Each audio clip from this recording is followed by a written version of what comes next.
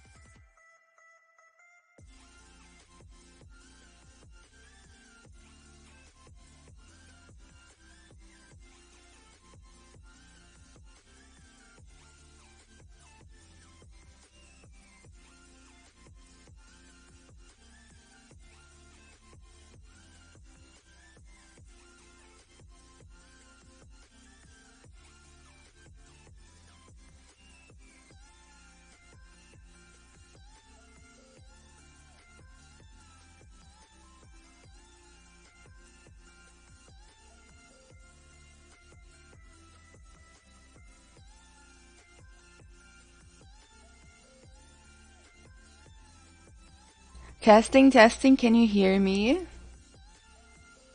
Good morning. Depending on where you are, of course. Welcome, welcome.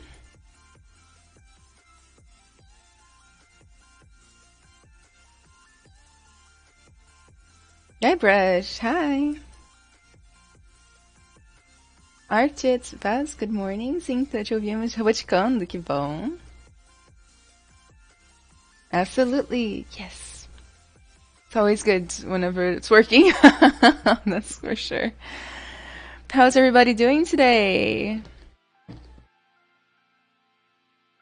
Good morning from Bolivia. Good morning. Hey, Caio. Welcome, everybody. So today I'm going to be streaming in English. Hi, Moonswitch! I need to beach this more so I won't be able to stay long. That sounds amazing, though. Nats! What a surprise! Welcome, welcome!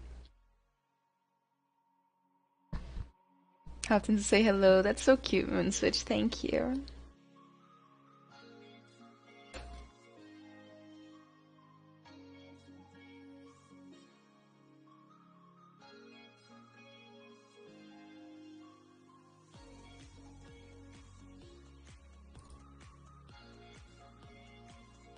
How am I? I'm good. How are you?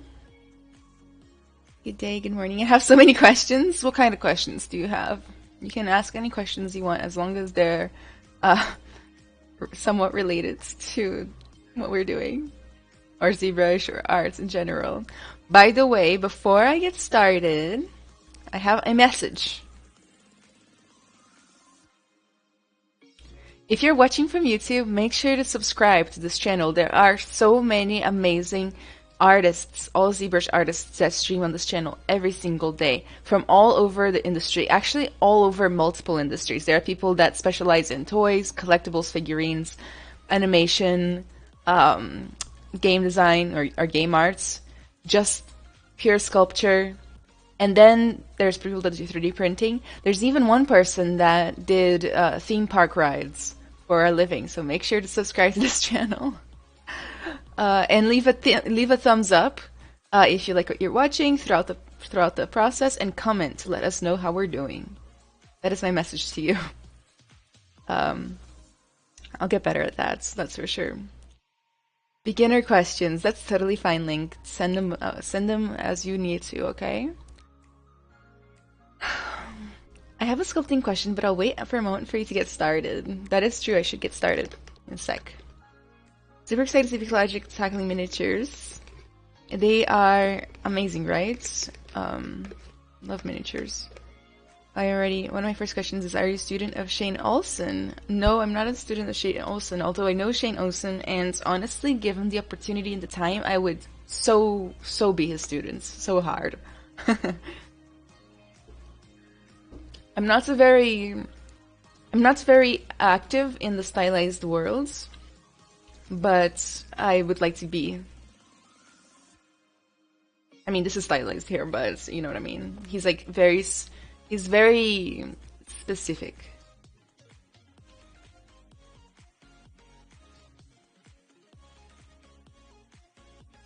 So, before introduction, we are here at the Pixologic channel. We're doing monthly sculpts sometimes, monthly themes for our sculpts. And the theme for this month is Irish and Celtic lore, legend, folklore. I believe it's in honor of St. Patrick's Day. So I have chosen this beast right here called the Kelpie. It's a aquatic type of monster horse. It's very popular in folklore in Ireland and Scotland, and basically it eats people by getting them close and then drowning them and then eating them. So naturally, I had to make one, right? Because that's pretty badass, I think. Cool animal. Cool creature. So I was thinking today I want to finish up the jaw. The jaw is it's looking a lot cleaner than it used to, and I think I might keep it a little clean because, I already have some strong lines at the top. I just need a couple more strong lines at the bottom of the jaw here. The tongue is going to be fun to make, actually. It's going to be asymmetrical, as you can tell. It's got like a weird forked tongue, but I don't want it to be forked. I want it to be more like it's been cut or damaged, because I'm going for that undead look, you know what I mean? And then, the ears, you see, the ears are just a sketch. They literally just exist, and that's it. I think they need a lot more work, so we're gonna do that. The neck area and the shoulders are kind of just a sketch too. I couldn't decide what look to go for, and I don't like what I've done so far. So, we will do that, but maybe not today. I don't know. It depends on how far we can get with the other goals. Yeah, today we're doing only English, but if you speak Portuguese, you can ask me questions in Portuguese. Like this. Você trabalha fazendo esculturas? Sim. Não. Mais ou menos, depende. Eu faço freelance disso, então às vezes, quando eu tô com um cliente, quando me deixo ter um cliente, né, eu faço. Mas eu sou uma professora numa faculdade, então eu faço um pouquinho de tudo. Inclusive esculturas, mas eu não diria que eu trabalho com esculturas, sabe? This looks cool and stylized. Thank you, the games. Greetings from Pakistan, lovely horse. Thank you, Dark Knights. Pragmatic is the right word for Shane Olsen. When you create these creatures, are you always starting with underlying structure, like sculpting out the underlying bones, and then adding mass to it where the muscles lay? I imagine you're looking at other animal references, right? Yes, let me show you guys my references, actually. I don't have them on screen today. Oh, you can't even see that.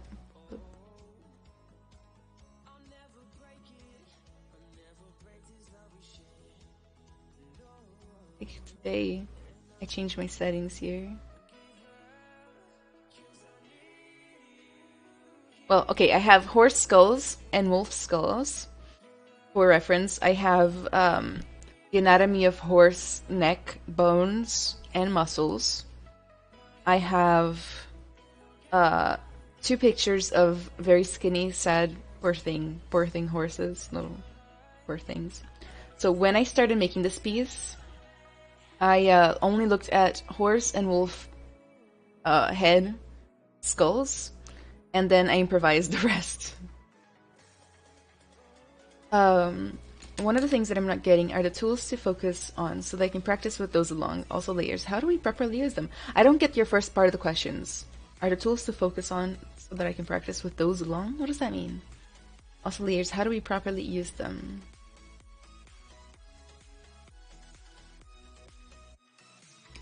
So layers. I'm actually gonna make a tutorial on layers soon, but it's only for my Patreon. Shoot, never mind. So, layers are right here. You go on Tools, Layers, and you can add layers. And basically what happens is that all the modifications you do while you're recording a layer live inside that layer. So let's say here, I'm going to click a button, New, and I'm going to make a modification on my model, right? I've got hearts now. Valentine's Day Kelpie now. Then I'm gonna stop recording my layer. See this button right here, rec, stands for recording. It means it's being recorded right now. If I click it, it stops saying rec. This little circle is to start recording again. The I is to visualize the layer. As you'll see, all of the modifications I've done are inside the layer, so if I turn the layer off, I can't see it. Another thing you can do is actually change the intensity of the layer, so that the modifications you did get stronger or lighter or inverted. If you go -1, it actually inverts everything you've done. One more thing is that layers are great for design explorations. If I'm not sure how I want to do like the details on the jaw or something, I can use a layer, and then if I don't like it, I can just turn the layer off as opposed to like undoing stuff. It's good for texturing, especially like micro details, surface details. It's great for posing, actually. Like, you can do a pose in a layer, and then, you know, if you want to keep sculpting symmetrically afterwards, you can just turn that layer off. It's really cool. It's great for when you're making blend shapes, which is more advanced. It's great for so much stuff, honestly. So I'm gonna delete my layer here, because I don't need it right now. And, you know, once you start working in layers, you kind of get stuck working in layers for a while, because you can't do anything outside of layers anymore. How will you animate it? I won't animate it. I'm just going to pose it static. Nice, you know, fala português. I guess my larger question is that in time, do you find yourself able to breeze through those steps? Yes. Just like anything else, with time and practice, I think the trick is practice, right? You can't just expect time to pass by. You gotta practice a lot, and things get really easy. And the more you practice, the easier they get. You start building a routine, a habit, right? You know, there are people out there that have been doing ZBrush for years and years, right? And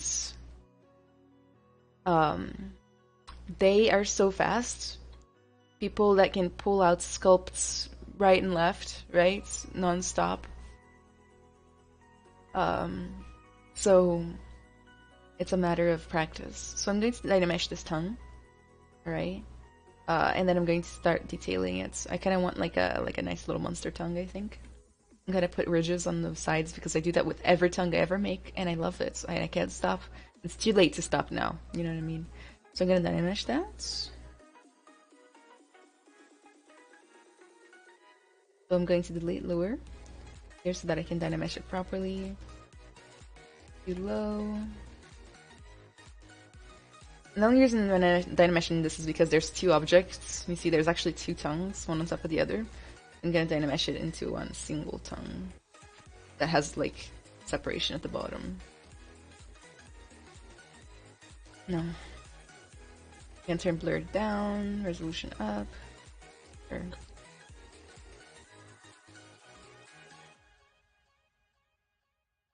Smoothing doesn't hurt.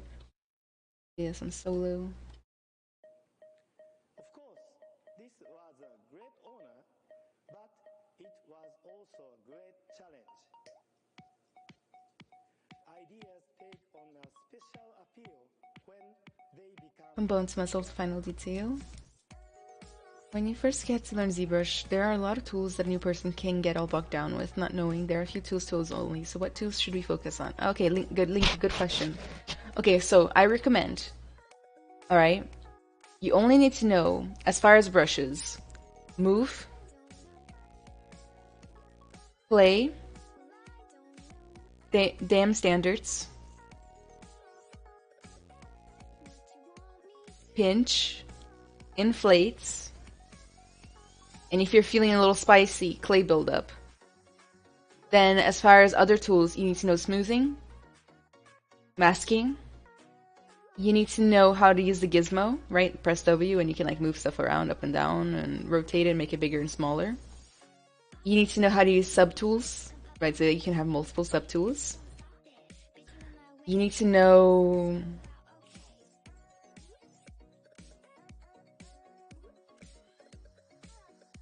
poly paint. I would say poly painting is useful to make some colors. You can use the paint brush with that, okay? Then besides that, just how to zoom, rotate, and pan. How to save, and you're done. Honestly, that's like all I use basically over like these brushes over and over again. Alright, so my tongue is dynameshed, so I'm going to ZBrush it so that I can get multiple subdivisions.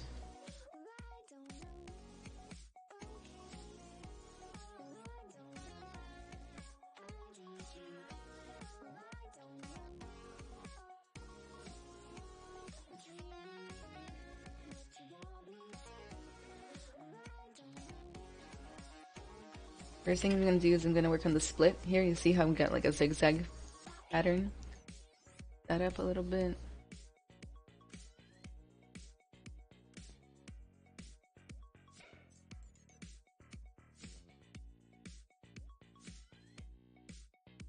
It needs a lot of work. Like you see how the shape is just not satisfying at all. It has zero flow to it. It's because I made it pretty quick. Which does happen. I'm gonna take off some of the visuals here. Like the water plane here. I wasn't really playing water cylinder. And then we're gonna rework this tongue. Make it more satisfying, make it more gravity-ish. More gravity, you know what I mean? Be careful when you're sculpting skinny stuff like this. If you do clay buildup, for example, you're gonna lose all your volume. It's gonna squish it. That means you need auto masking, you need back face mask turned on. Now look at this. Yeah. Okay. That only really applies for basically skinny meshes and things like that.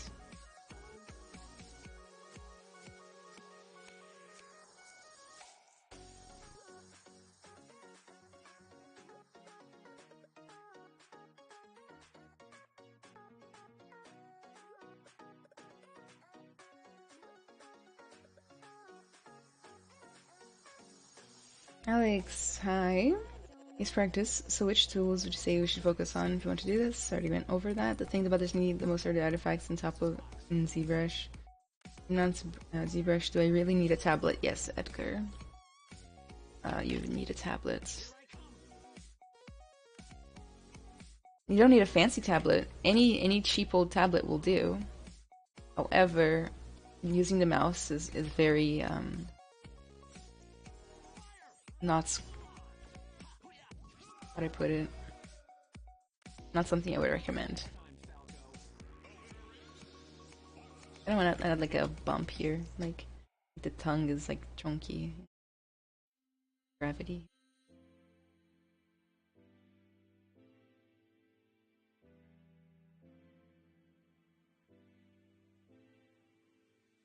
This tongue part of the project is going to be a lot bigger than I expected, I think. I thought I was just going to come in here and just detail the tongue, but like as soon as I started looking at it a little closer, realizing that there's like a lot of structural issues that I would like to fix. The full tongue overhaul.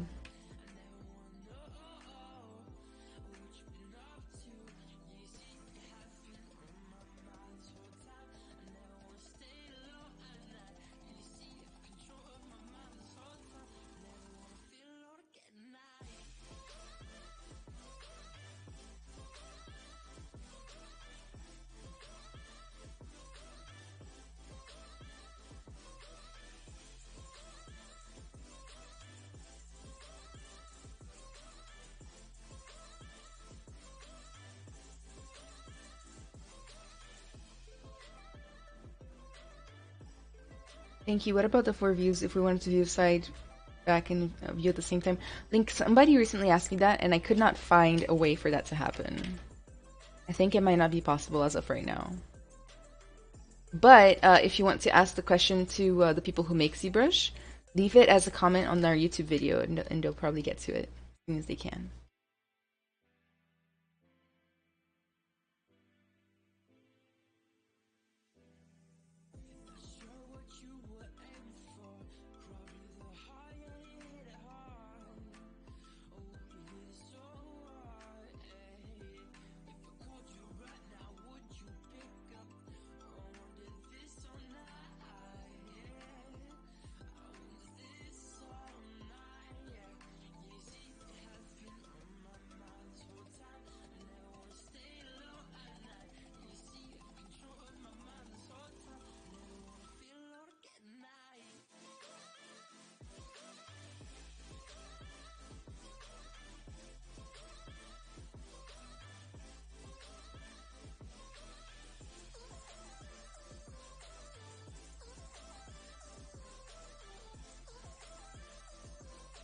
Did I inflate the bottom here? See, I'm losing so much volume just by manipulating it.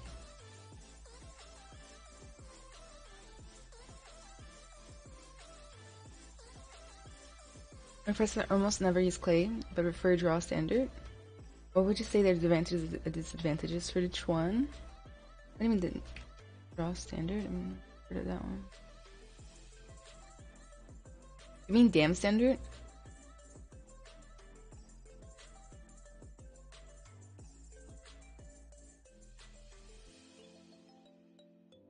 Você fez algum curso? Sim, vários cursos que eu terminei, que eu não terminei. Eu tô fazendo isso há muito tempo, né? Então, alguns cursos que eu fiz foi...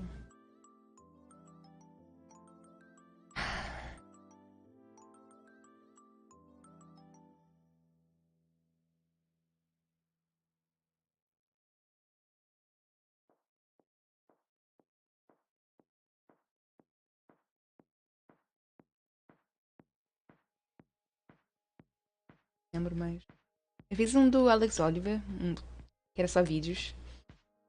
E eu acho que era só vídeos. Mas eu acabei não terminando. Mas esse foi legal. Eu planejo fazer alguns em breve, mas eu não decidi ainda quais.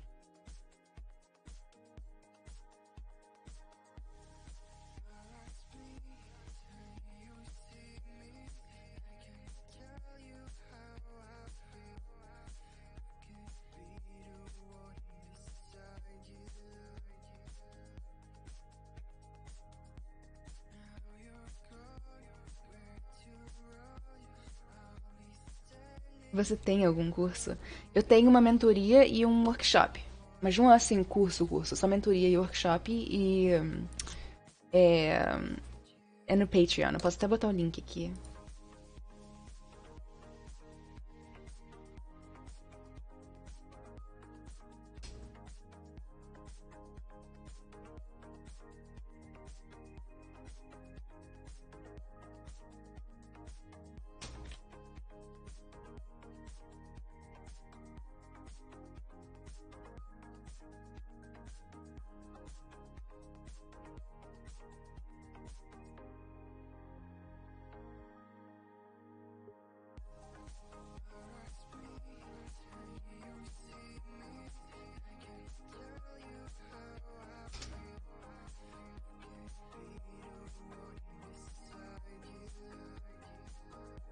You're sculpting along, Alex? What are you making?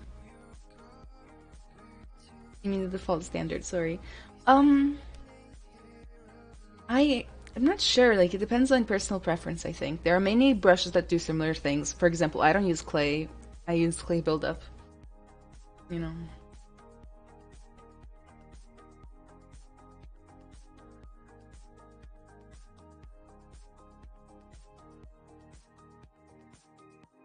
A horse. Ana, tudo bem? Bem-vinda.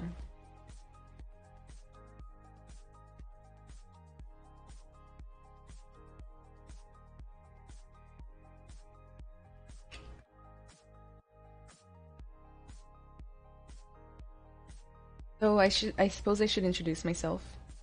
My name is Ana Carolina Pereira. I am from Brazil, specifically Rio. Been living in the United States for a little while now. I specialize in character art and tech arts, especially Unreal. I have had a history of working in serious games in virtual reality. I worked for clients such as the Air Force, MasterCard, multiple security firms, like, or not security firms, but manufacturers like Stanley Security, hospitals, and things like that, making VR experiences, training, things like that. Right now, I teach at a college as my main job. I am a professor at Ringling College of Art and Design, teaching everything game arts and programming and things like that. On the side, I do streams. I teach in my workshop. I teach in my mentorship. So if you're interested in those, I just recently put the links up. The admissions start on the 1st of next month. Restart, really. Admissions reopen on the 1st of April. And I do freelancing of character arts.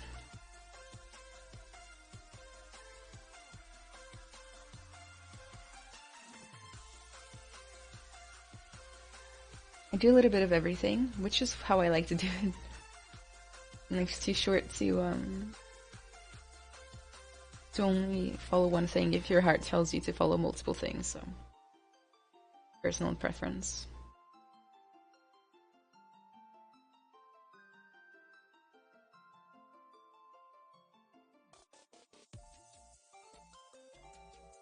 Workshop em português? Workshop é em inglês, mas perguntas podem ser em português. E a mentoria é em qualquer língua que você quiser. Oh, entre português e inglês. What's the myth behind this horse? It's the Kelpie. It's actually, I have a TikTok about the myth. You can watch that.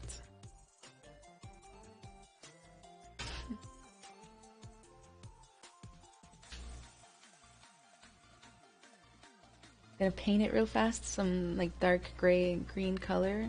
I want it to be like an unsaturated dark. Ooh. Gonna go with the paintbrush.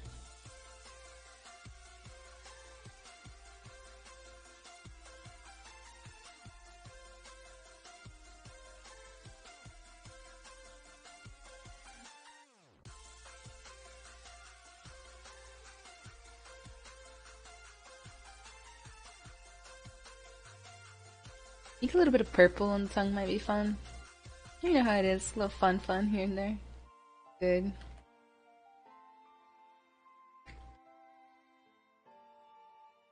Very subtle. Break it up, you know, every single color on this horse is green so far, so gotta add a little something.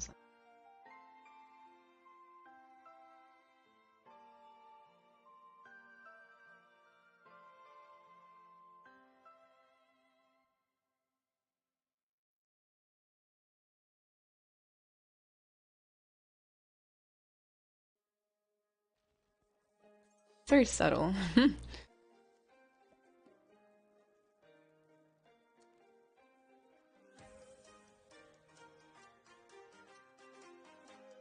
Oi, sou joalheiro. Gostaria de aprender mais do ZBrush para o trabalho. Onde posso aprender mais do ZBrush? Nesse canal tem uma Também tem um negócio no YouTube chamado Z Classroom, que é muito útil. E também tem um cara que é um joalheiro que ensina nesse canal aqui, chamado Tomás. Então você pode pesquisar ele. E ele realmente cria joias com ZBrush.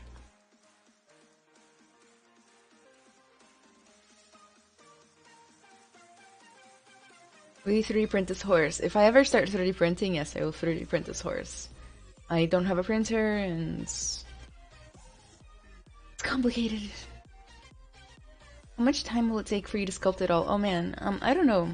At the rate it's going, more than I would like, but then again I am streaming and it takes forever, right, to read all the messages, screen them, then answer, then do the work.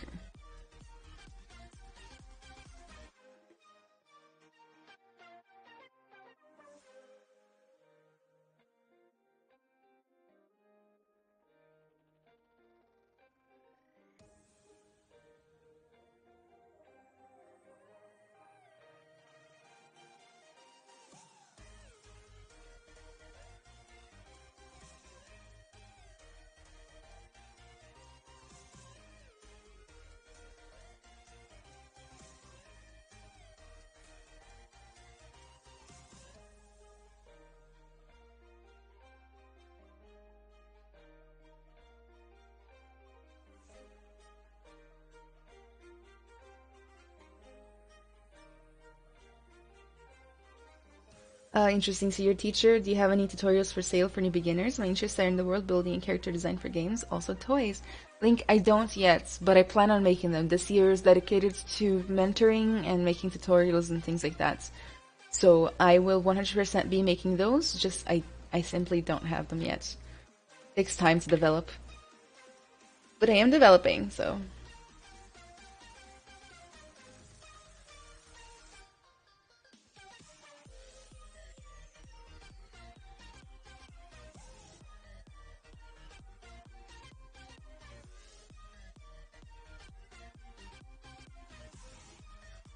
I'm adding a little bit of inverted Damien standard along the ridges of the tongue.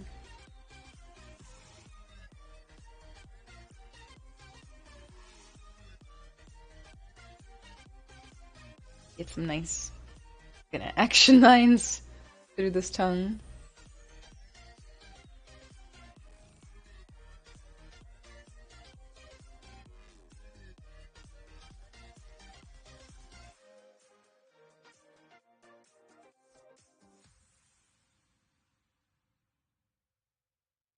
A little bit of inflate here and this hanging part down here that I like.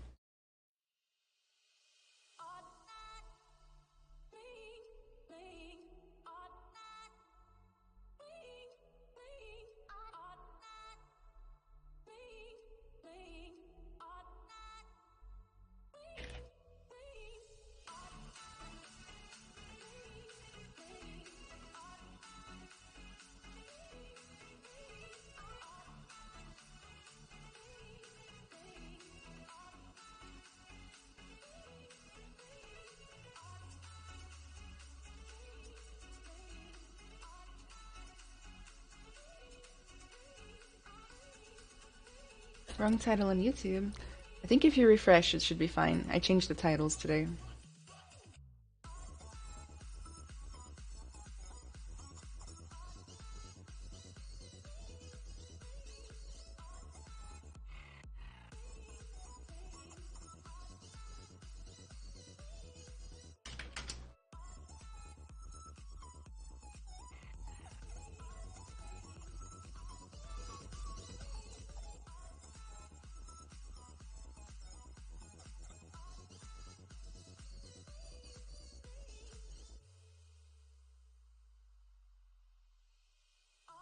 Boa tarde, do Rio de Janeiro, Ana. Obrigada por todas as dicas que passa. Tem me ajudado muito. Você conhece algum workshop mais voltado para dobras de tecido? Eu não tenho nada específico em mente nesse momento. Eu nunca olhei, mas assim, eu recomendaria usar uma mistura de Marvelous Designer com ZBrush. Então pesquisa algum que tenha essas duas coisas. Caso você consiga ter o Marvelous Designer. Ele é muito útil para dobras de roupa.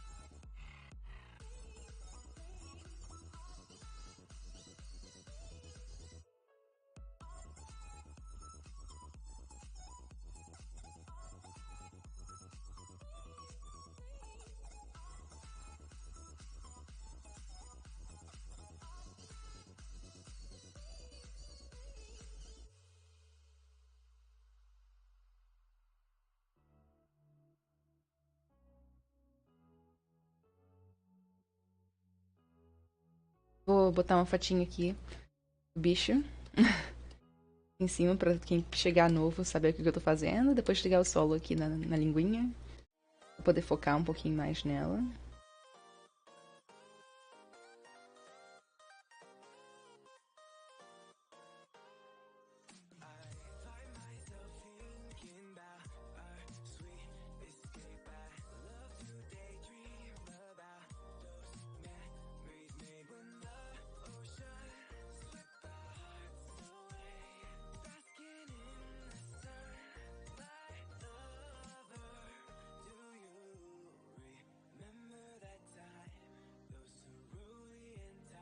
Deixar um pouquinho mais clara. Deixa eu ir aqui no Paints, talvez desligar. Um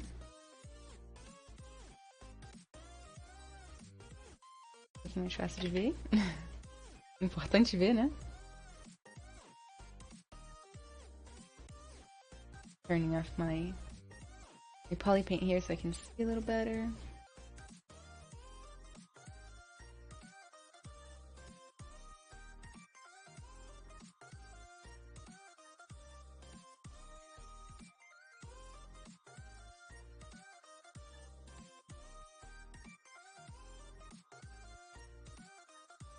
So you are at NFT. Maybe one day, once the ecological costs goes down.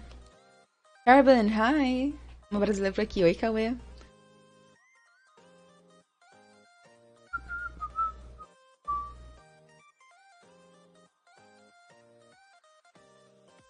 Nice sonic music in the background. Looks pretty cool and nice details. Thank you, baby's first peek. Did you watch Raya and the Last Dragon? The dragon season is so nice. I have not yet, but I will for sure.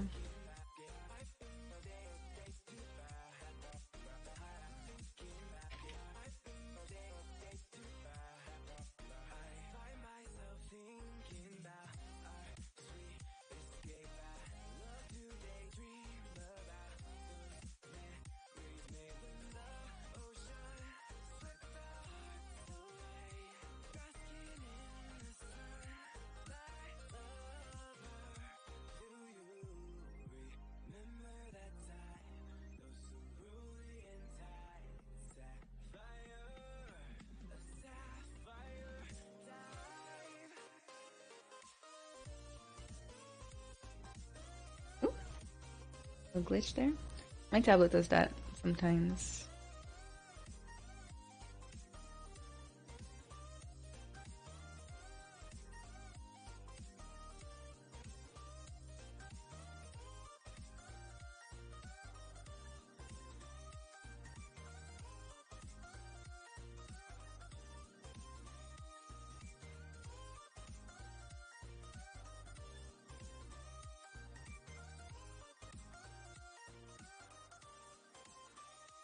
I'm just kind of sketching it all in for now.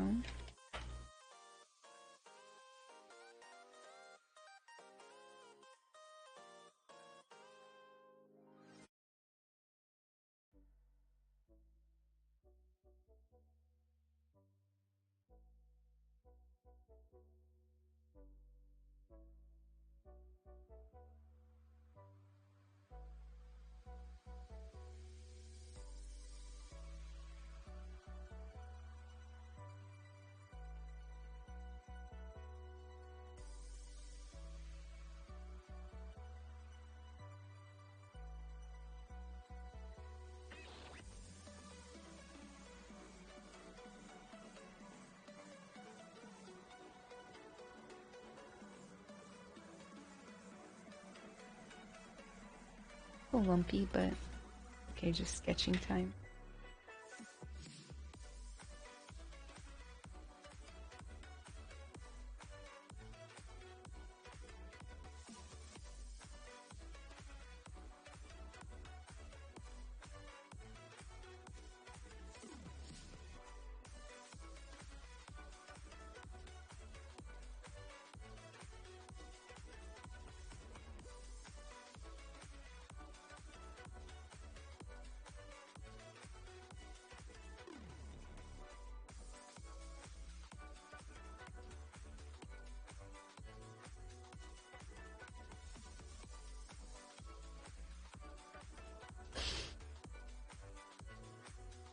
Looks pretty cool, nice detail. Thank you, baby. I already read that one actually. What do you use? What do you image the body of this Kelpie to be? Also, it's Scottish. I just looked it up. I'm smart with Google. Yeah, it is. I imagine it to be like kind of a skeletal horse mixed with a mermaid seal kind of thing, like with like side gills and fins. How did you find that material? Stylize something. This material is from Flipped Normals. If you go to their websites and search for their materials, you'll find this. It's called wet clay. Steve, good afternoon. You think Kelpie has its feet on the ground or swimming? I imagine it floating, kind of like, doesn't really need to be standing too much.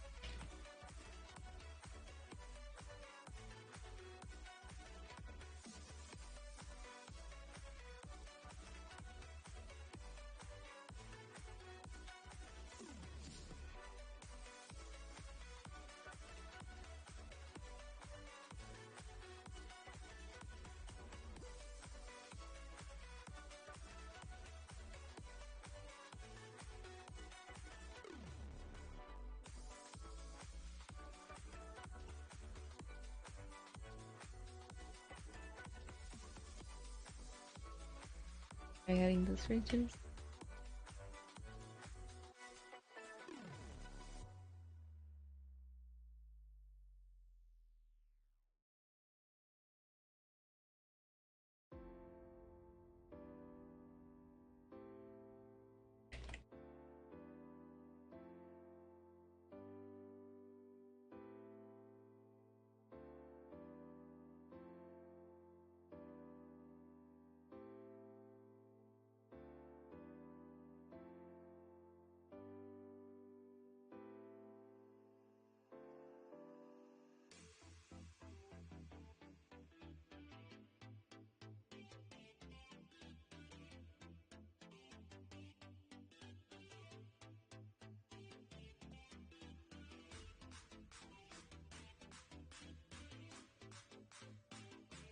Not quite there yet.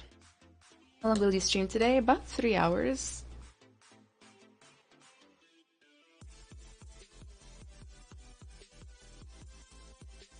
How did you manage to move into a new place? I remember you saying, what do you mean, like move to a new house? Hey, good afternoon.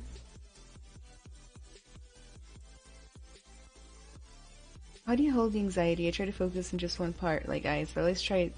But I always stay looking at the general piece. That's the right thing to do, Showfaxter. You can't get lost in one piece, in one part, and then just stop looking at the whole piece. That's definitely the wrong thing to do. So that's a good thing. It's a good habit you have. Abraços da galera do Brasil. Obrigada, galera do Brasil. Can you explain the blockout stage? Some will view this as you have to get right into detail early on. Most time, artists never explain the critical stage before details like press and blur tips. So yeah, I totally taught that in my workshop actually. You might want to get into the workshop. I go through primary, secondary, tertiary forms, surface detailing, all that stuff. So the blockout, whenever I do it, I do with spheres, and move tool, kind of like just putting everything together, trying to get the right proportions, simplify. Then I go into once the proportions feel really good, that's when I start doing the other aspects of it. Oh my god, tentacle tongue. Yes, that's what I'm going for. Like a tentacly kind of look. I think that'll be cool. Because like they do kind of suction on people's skin in order to craft them, so that makes sense, right?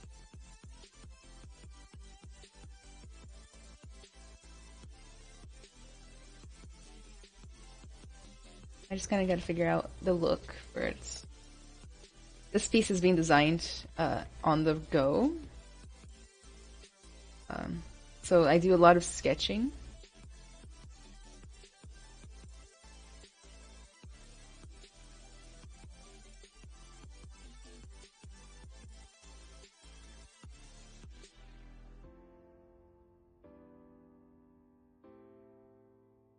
I believe this is part 3 of the Kelpie sculpt. Yes, part 3.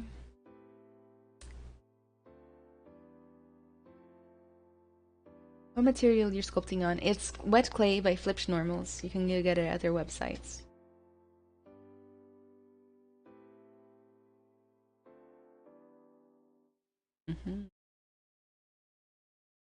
You like that creepy look. I'm gonna try the different placement on the side, kind of going along a more clear ridge to see.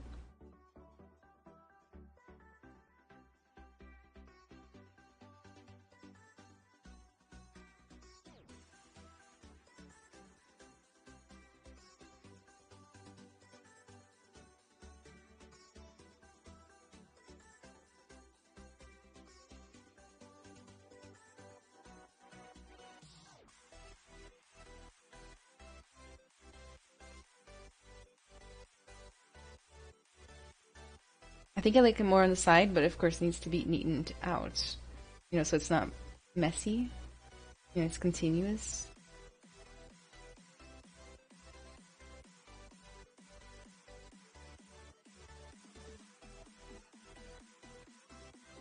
And also I don't think I should have this many. I think I should just have like a selective amount. Like up high on the tongue.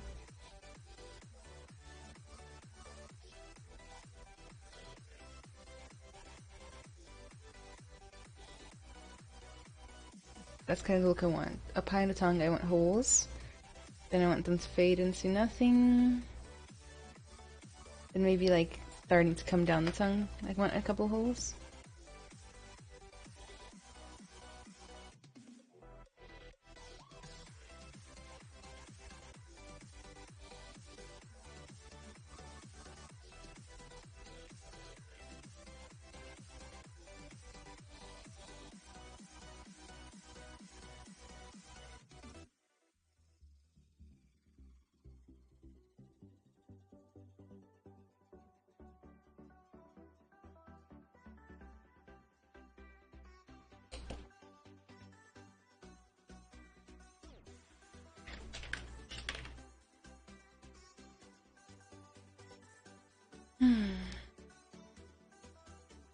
Yeah, moved to a new place. Oh, so I moved to Florida from Texas, and it's been totally fine. Actually, the move went fine. I just hired a company to take all my stuff, and then when I got here, I just set up all the stuff.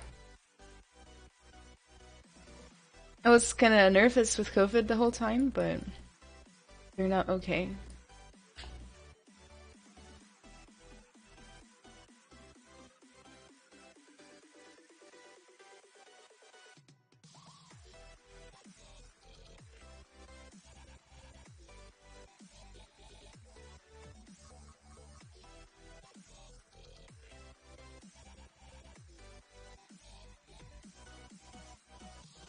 I'm gonna undo a couple. This would have been a good use of layers, right?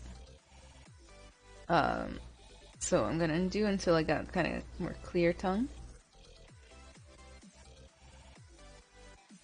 And then I'm gonna try the final kind of look I'm thinking about.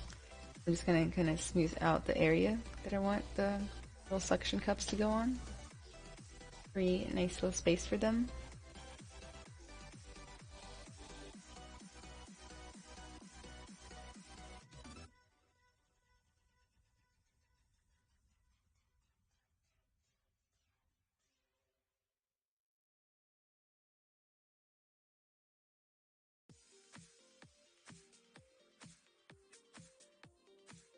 Then I think they have to be a little bigger in order for it to like actually have any sort of effect.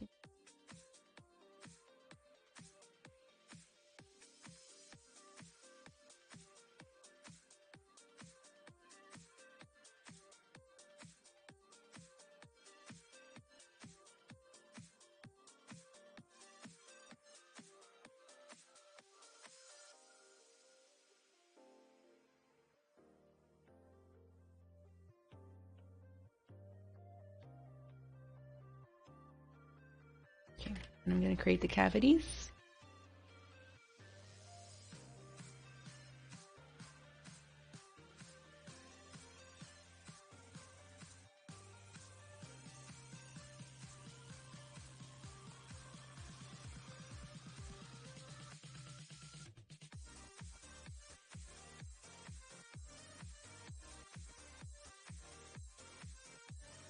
Wrong subtool selected.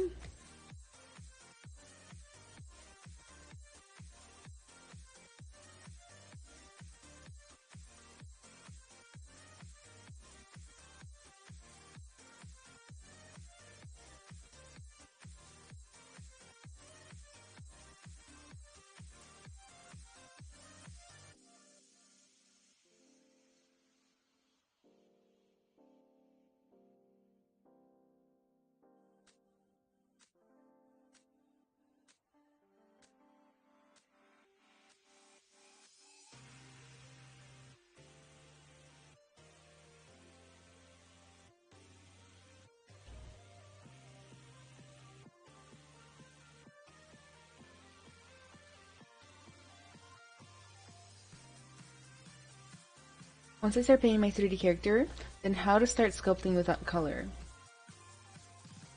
Because I do not know that characters start repeating after clicks, I'm really struggling with this question.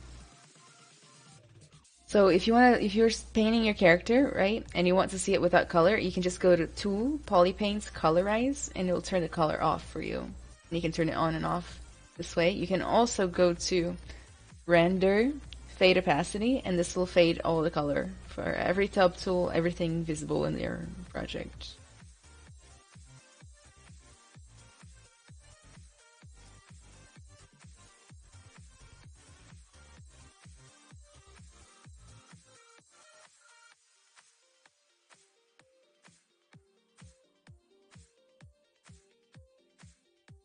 Do you feel like animations should be part of ZBrush? I don't know, actually. I don't have an opinion on that. Part of being a great artist is seeing the world for what it is. You add commentary, effort portraying the subject and story as is.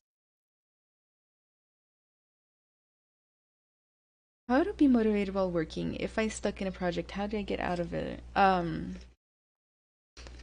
Well, it's a good question.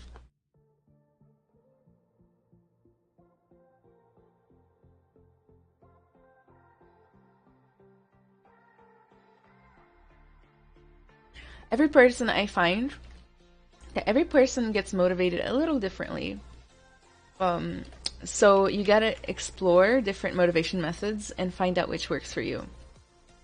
For me, what works the best is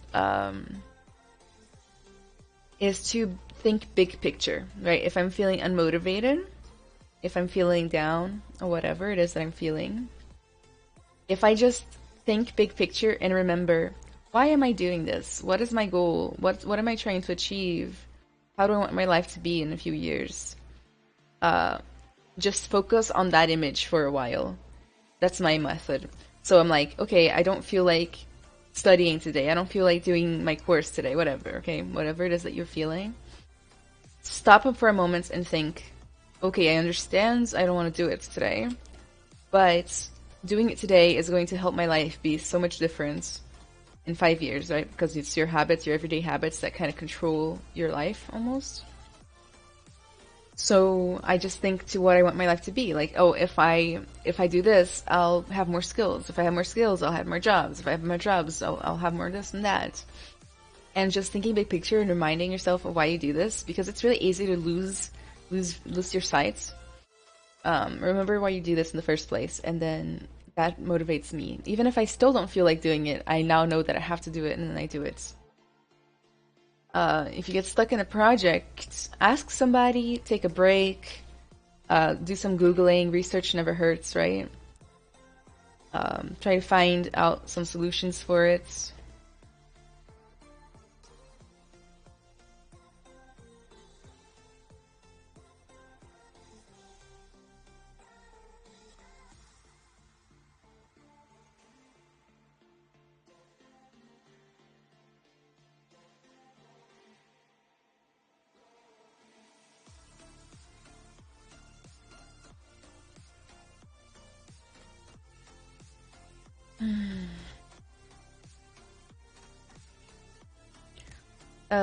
See, Sumeg, what is your advice if someone has burnout? I mean, I've been working in a big game development company in Ukraine. Now I'm a freelancer, but I think I have a burnout and I'm not that productive. So that has happened to me multiple times. In fact, I had 2 big burnouts that lasted a year each. Okay, so it happens. And when it comes to burnout, burnout is very complicated, and there's only a couple ways to fix burnout from my experience. The first way is to rest, right? Try to find complete rest from what you're doing. So like after you're done at your job, go home and don't think about it as much as possible. Don't think about your job. Don't answer emails. Don't do extra work. Don't do personal work for a while. Don't do anything. Go like play a game. Go walk outside. Go watch TV. I know this is counterproductive advice, but burnout is counterproductive. It will totally ruin your ability to produce, or at least produce happily. It will have you question if you even want this career anymore, things like that. So for a while, do that. Rest, like turn your brain off from your career. Just rest. Do your job at your job, and that's it. Then, once you start to feel better, I think the best way forward is to find your passion again, because burnout has a beautiful way of just removing your passion, right? You're not sure you even want to be an artist anymore. You're not even sure you want anything anymore. So find things that refuel that. So if you get inspired when you watch Harry Potter, watch Harry Potter. If you get inspired when you play Fallout, play Fallout. For me, it's like Ghibli movies, Pixar movies, stuff like that. So that's what I do when I'm needing to refill my passion, my inspiration. And then do that enough, and just relax. Don't do anything. Don't pressure yourself. And do that enough, and you'll start feeling that tingle to create again. That tingle to create again is what helps, in my opinion, with being able to work without burnouts. Once you start feeling that, then start working on small projects. But again, like try to stay relaxed, and eventually you'll fall back into a groove. And then, eventually you'll probably forget all these things, get burned out again, and have to restart the cycle. Can we off-fill color in object option? Yeah, you can do that. You can go to fill object if you want to add color, but it will add color everywhere. I'm doing a horse to have Fossils Academy, and it's really stressful and difficult, the horse anatomy. It's gonna blow my mind. Buenas tardes. Ma'am, gracias. Thank you. Oh yeah, it's great stuff when seeing you doing stylized work. Mike May Art, hello! How are you doing? Yeah, it's a little stylized. A bit here and there. Some fun with it. Struggling with the tongue. I'm designing it as I go. So, certain parts, like I'm trying to add some features in, but not quite working out yet. I want like, kind of like holes that look like tentacle suckers on the tongue, but I haven't quite got it yet. But you know what? It's within my grasp. Maybe here.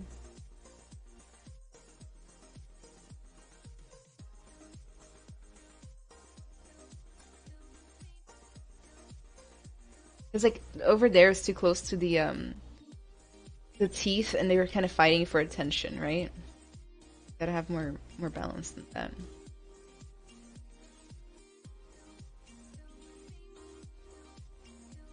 I'm going to keep going with this idea until I get it. I'm determined. I know I need little suckers on the tongue. I just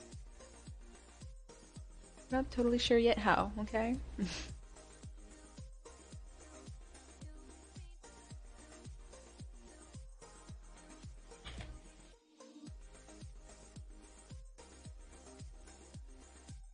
Not yet.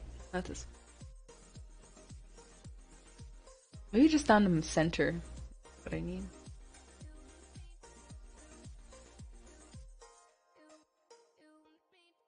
Like more classic.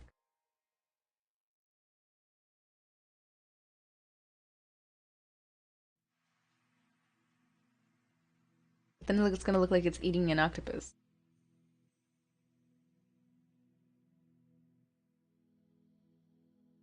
When you're doing tests like this, trying to figure out what you want to do as far as design, like don't put in all this effort into making it look beautiful. You see how like I'm sketching it in like super half-assed? That's strategic, because I don't want to spend all this time for each iteration. I'm just trying to prototype basically each little idea and then see if I like it, and then I'm cataloging in my brain what I like about each one and what I don't like about each one. Not yet.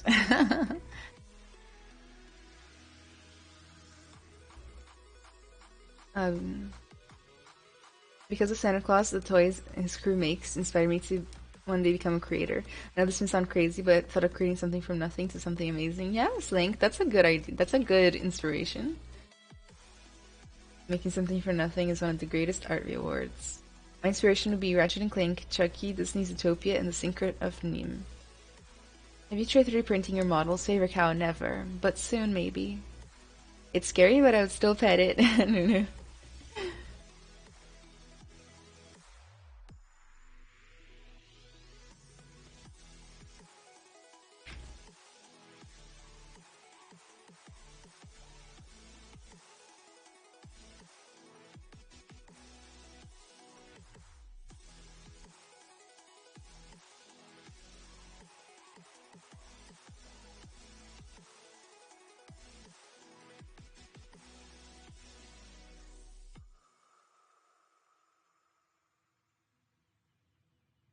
One of the scariest things about this particular monster, the Kelpie, is that it will totally trick you into petting it. But as soon as your skin touches its skin, they become fused. And you can't escape. Your skin gets trapped with their skin. And then they just calmly walk into the water and drown you.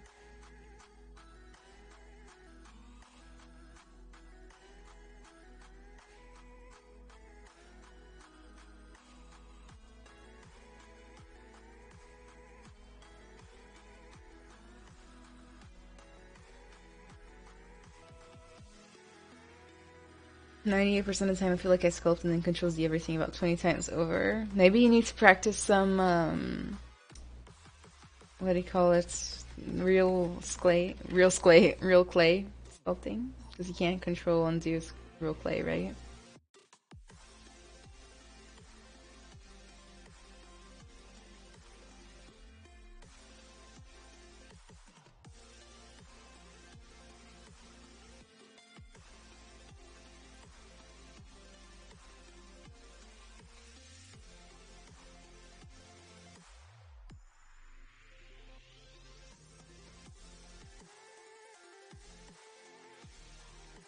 I'm gonna leave it like this for now and see how I feel. Start working on the ears a little bit. Gotta find some horsey ears.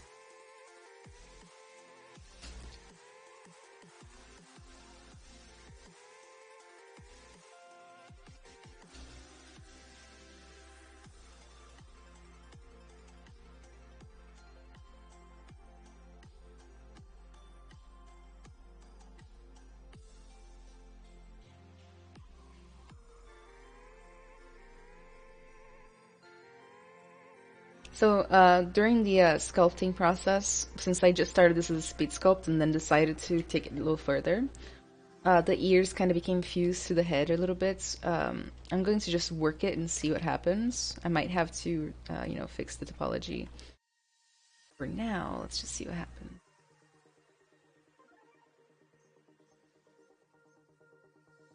Starting by adding a little bit of a cavity. Ooh.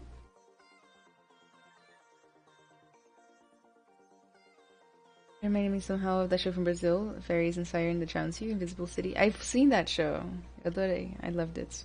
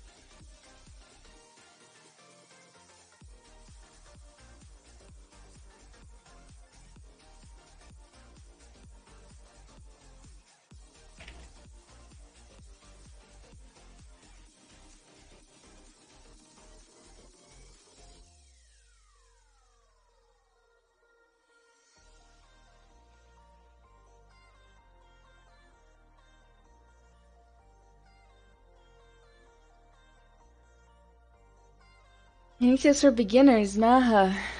Yes. So as a beginner, you should focus on, you shouldn't let yourself get overwhelmed by the UI because there are lots of buttons everywhere and you don't actually need to know most of them, right, to make something beautiful.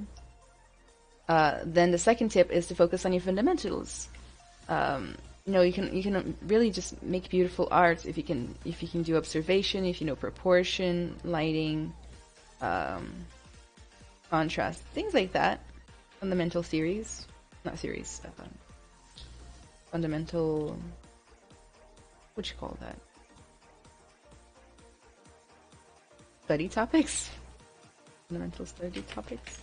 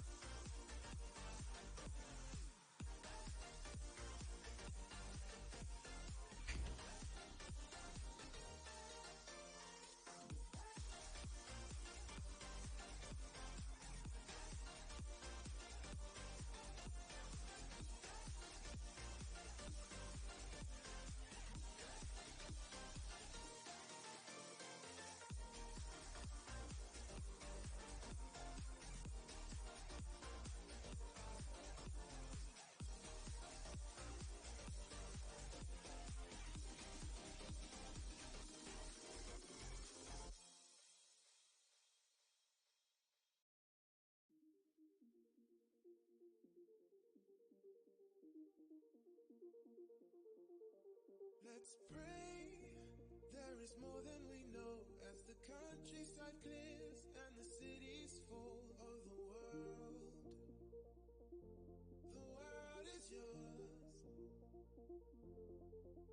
Let's pray it doesn't bring you to tears as the people who woke. Because of ZBrush and the artists using it now to create toys, do you think the toy industry should be concerned? I asked this due to us being able to create toys and also 3D printing. What's your take? Well, I mean, the toy industry uses ZBrush. They use ZBrush all the time. Oh, I don't think they'd be surprised or concerned.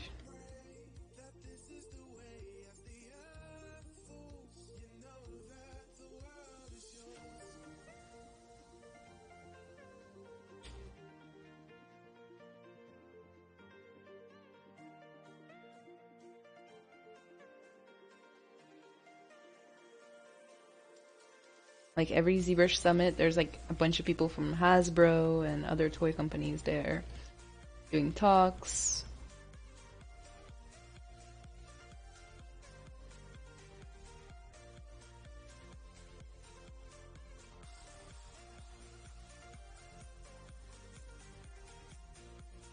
Okay, I'm gonna work the shape a little bit so that it's a little bit more slow.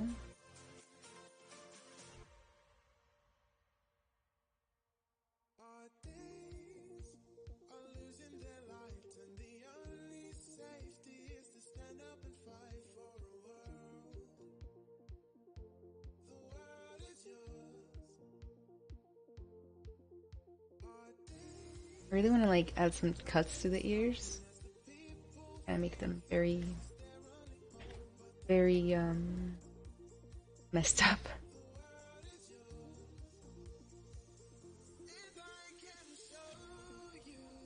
Gonna turn on back face mask with Canadian standard so that that's up here without affecting the area inside the ear.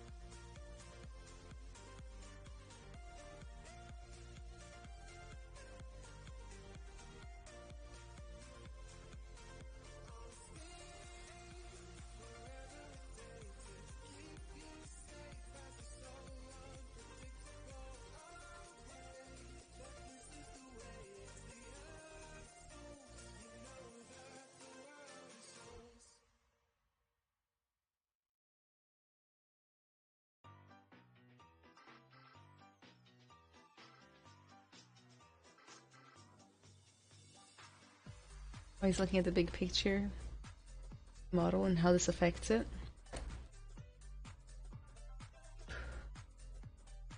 Well, would you guys get a 32 or 24 cent ZBrush for ZBrush? I tried it out on a cheaper pen display and I loved it so much. I'll let the audience answer that.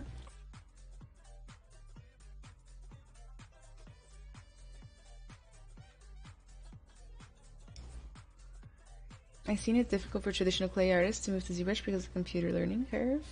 I suppose it depends on the artist.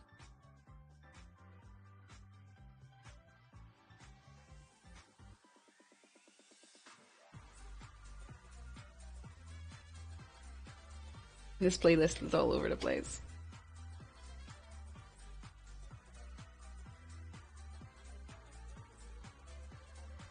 Like movie music.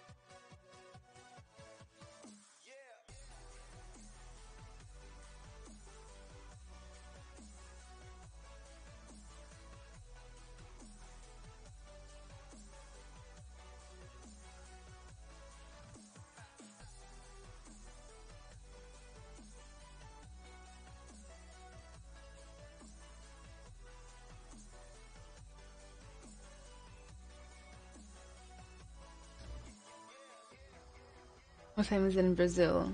I think it's like 2 p.m. in Brazil. Friends told me that sculpting with tablet is better than sculpting with actual mouse. Why? Oh yeah, that's totally true, Maha. Because the tablet has like 2,000 degrees of sensitivity, but mouse only has 2. On and off, right? When you click, you click. When you don't click, you don't click. 0 to 1. 0 and 1. It's binary. Whereas the tablet has so many. I can do soft strokes. I can do hard strokes. I can do all sorts of things. It's also more ergonomic. But it's really the sensitivity that's important. Here's the difference, okay? With the tablet, I'm going to do a line from soft to hard. With the mouse. Here it is, like there's no soft to hard. It's only like one intensity all the way through.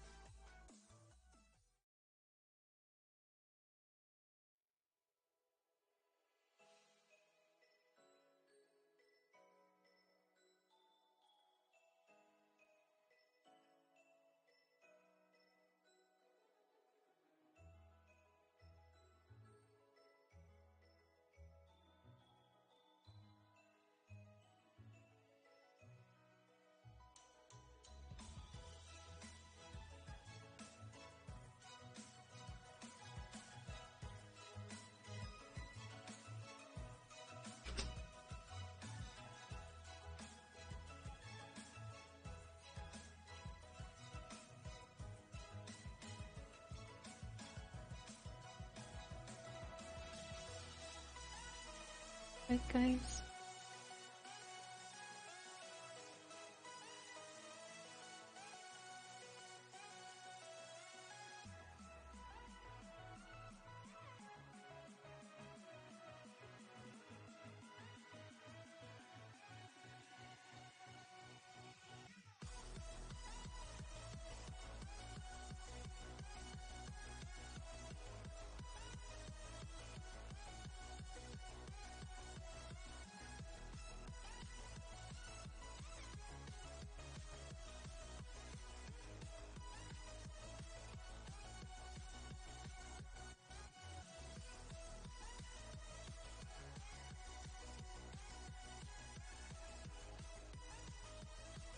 What's my go-to brush? Clay buildup? Love clay buildup. I use lots of it.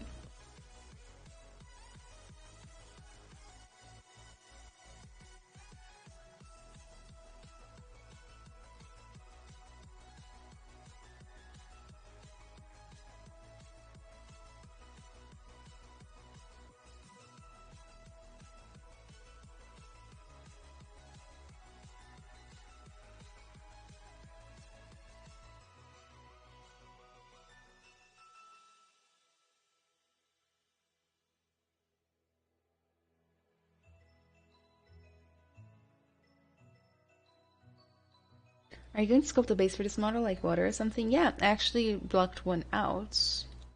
I have a little bit of water. Not really perfect yet, but just algae and stuff.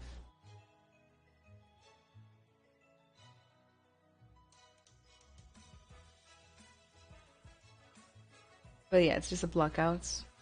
Something like this. For an undead chess piece? Actually, that would be really funny. I would love that. Undead chess set. I'd love it.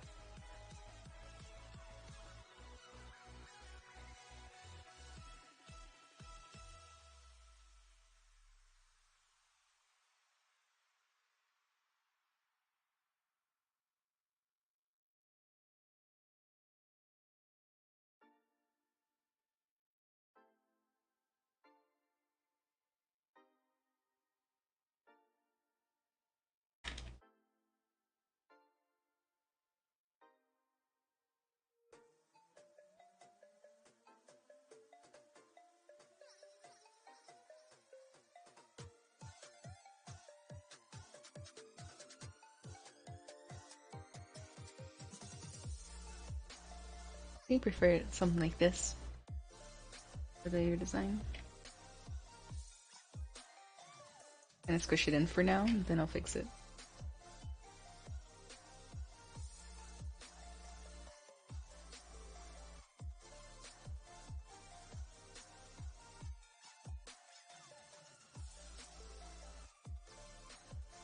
Hansel Player, hi, and I have a portfolio question. How is it best to judge poly count for pieces? I think people would want to see optimization limitations, but I also see people say it's subjective per project or just make it look good. For example, I'm making a gun prop meant for third-person character. I know I'm gonna make a 4K texture map. I just don't know how to change it to be with the poly count. 15 tries, more or less. So the people that tell you that it's subjective are right. This is coming from a tech artist. All matters of poly counts are a budgeting issue. So certain things in your game are like, even as far as guns, like certain guns are going to be low poly, some are going to be higher poly. Depends on their priority, how much you're going to see them, if they need that many polygons or not. So many different factors, right? So what I recommend is actually searching what professionals are making with similar props. So say you want to work for Naughty Dog and you want to make a gun for Naughty Dog. Well, look up Naughty Dog portfolios, the people who work there. See if they have any information on that. Some of them will have like Marmoset Toolbag or Sketchfab models that you can rotate around. Those will tell you how many polygons they have, and go off of that. I find that when I'm searching for portfolios to hire people, I'm actually looking for good poly flow more than amounts, because I can always tell you to reduce the amounts, but if you don't understand what makes good topology in the first place, it's gonna take way too much for me to help you. You know what I mean? Maha, what do you think about raw sculpting from image? I mean, not from PureRef, just putting the image on the software and sculpting from it. It's fine. It'll probably give you like weird flat results, because I know that that's what happens to my students. But yeah, sometimes I use it as supplements. So like I'll still do it from PureRef, but just to check the proportions, I'll throw the picture in the software or like behind it or something, and just make sure that it's all looking good. So I make like a head bigger here and there, like an arm longer or shorter.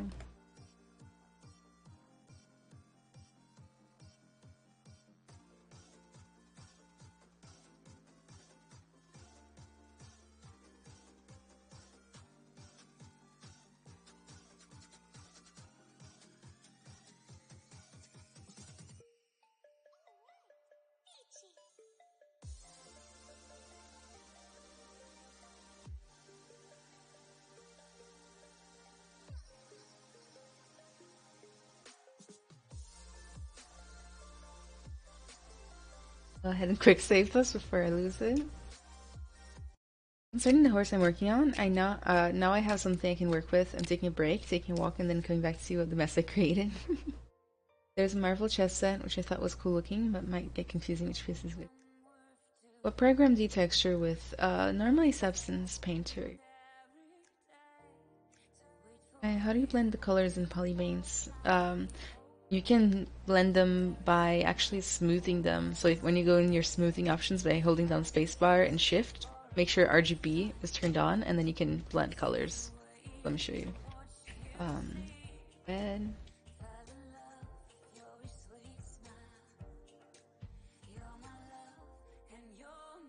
Then if I come in here with the smooth, RGB only.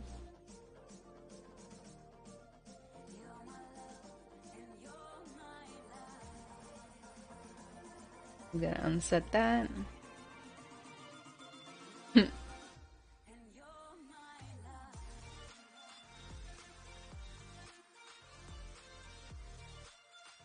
Like how your horse looks like it's dead alive. Yeah, dead alive.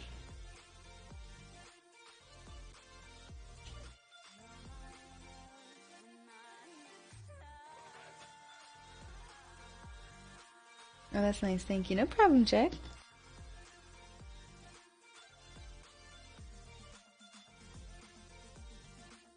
I just realized I might not be connected to Facebook.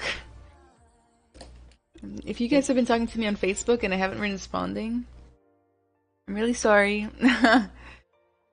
Promise it's not on purpose. It just happens sometimes. The software is a little bit slow.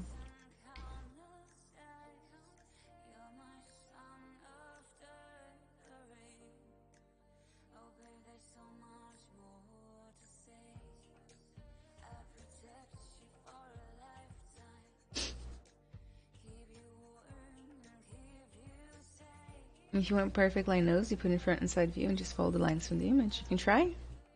Are you in Dynamesh right now? No, I'm doing subdivisions. Are you a Tim Burton fan? I wouldn't say I'm a Tim Burton fan. Do I like his work? I think so. I like your eye makeup, thank you. I just follow your art station, by the way, nice works. Thank you. Here, let me put my links in now that you've reminded me. For you to follow. The best way to get a hold of me is to follow my social media, send me messages. It's also the best way to keep up to date with my artwork, my stream schedule, both here on this channel and my personal channel. And don't forget my Discord, actually. My Discord server is where like over 1,000 artists, 30 artists hang out from all places of the industry, all walks of life. And we share tips and tricks, tutorials, resources. We do critiques on there, so if you need somebody to take a look at your work, you can go there. We do challenges every single week on there as well. So if you want like to be held accountable with your artwork, you can.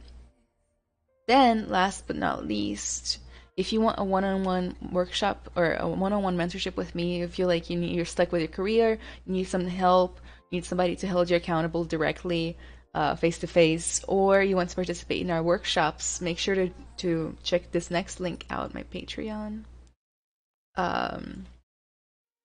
It is awesome, and it opens on the 1st of April for new admissions. Okay, so keep that in mind, but you can check it out.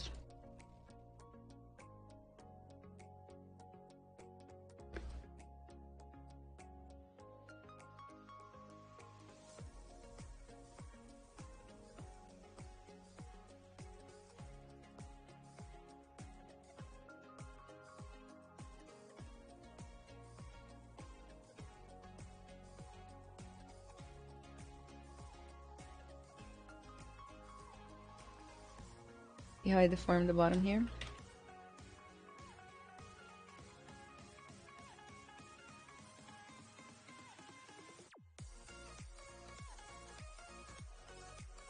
Trying to like the ear a bit more. I gotta fix the shape from like above and below. Got a lot of weird straight lines.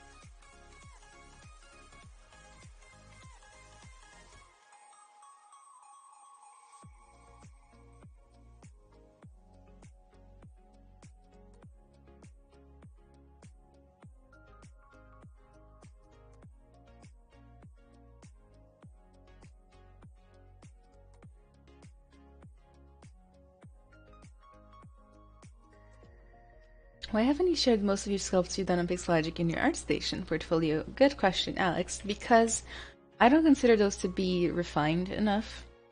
Go on my portfolio. You know, my ArtStation is it's more curated than any other sites I have. So I only put stuff on there that I think represents, represents a certain level of doneness. Then some sculpts that I just make for a demo or anything don't often get put in that category. Let's just say that.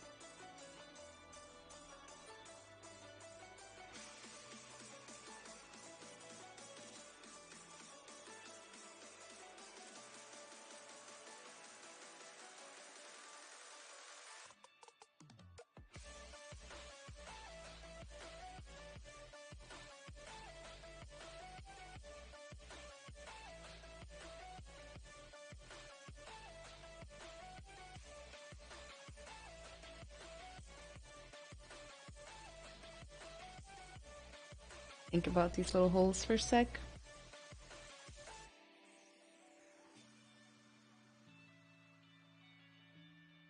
I had planned for them to be here, because that's kind of how the skulls are.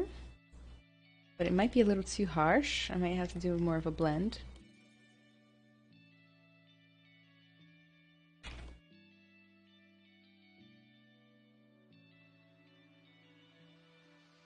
Especially back here.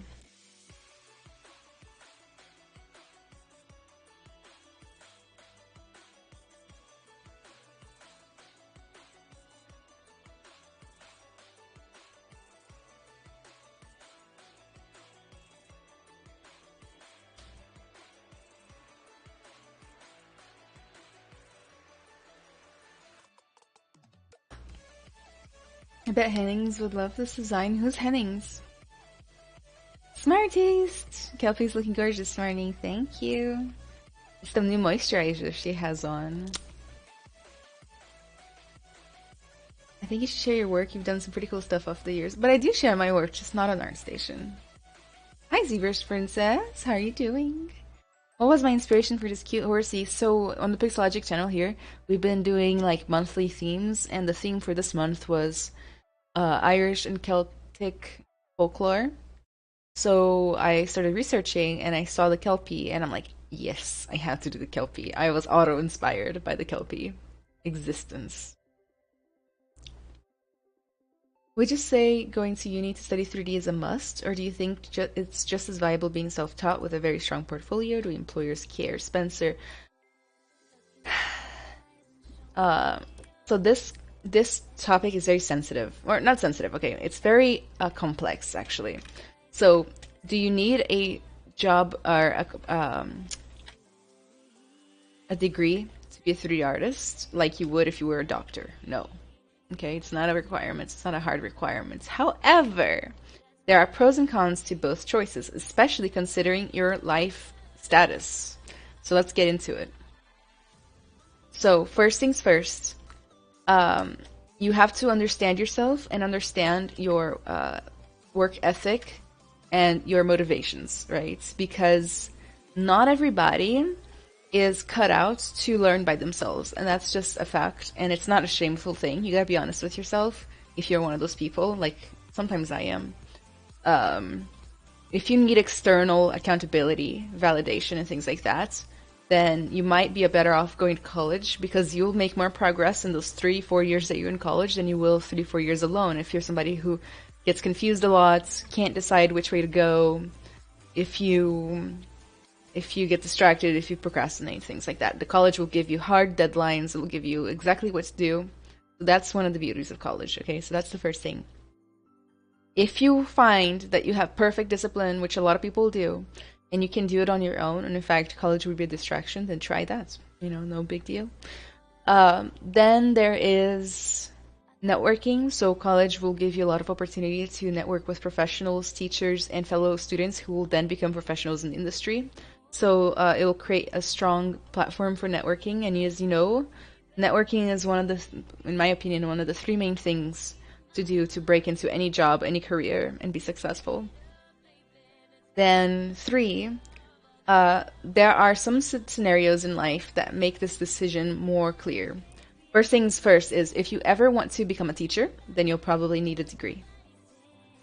At least a teacher at a college or a school, okay? Then you'll need a degree. 2, if you ever want to live outside of your original country, so if you want to get a visa to go work somewhere else, in a job like in Europe, United States, China, Japan, then you need a degree almost assuredly, because visa processes, they're very complicated, and they go for traditional methods of telling if you're good or not, basically. And it's weird, but it's true. I wouldn't have been able to live in the United States without my degree. So there's that too, and I would consider that to be the main distinctions between not going to college and going to college, in my opinion.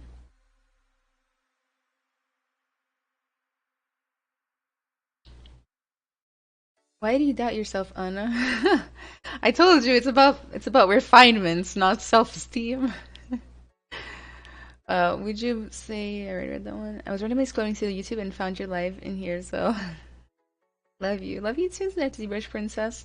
Hennings works. Oh yes, that Hennings. He's the artist, best at creatures. Best at creature sculpting. I'm sure he will love that. So I'm gonna actually send it to him.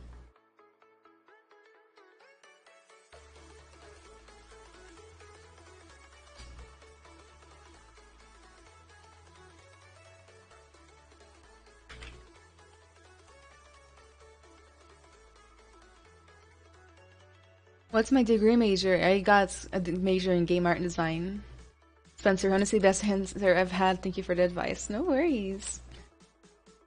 And I actually teach at a college, so that does help.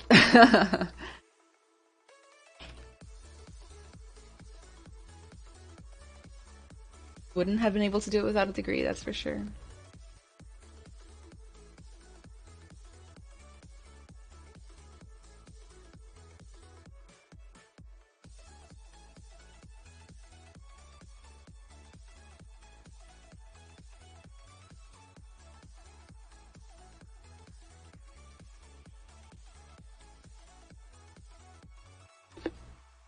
Nobody cares about refinements when can tell execution without the details.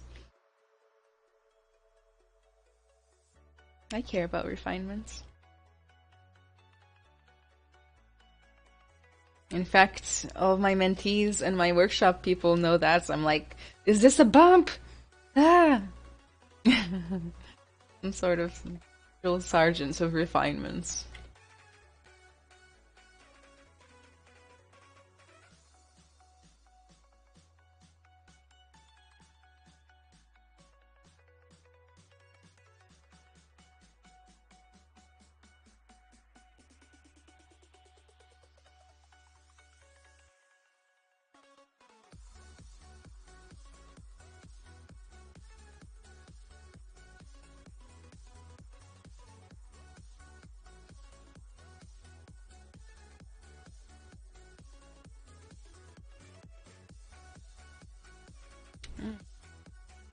She got the top of the skull wrong. Ooh. Ooh la la. Is there any discernible difference between portfolios you've seen between college grads and self-taughts? When I'm looking at portfolios, I don't often make that distinction in my head. So even if I had seen the difference, I wouldn't have noticed it. Okay?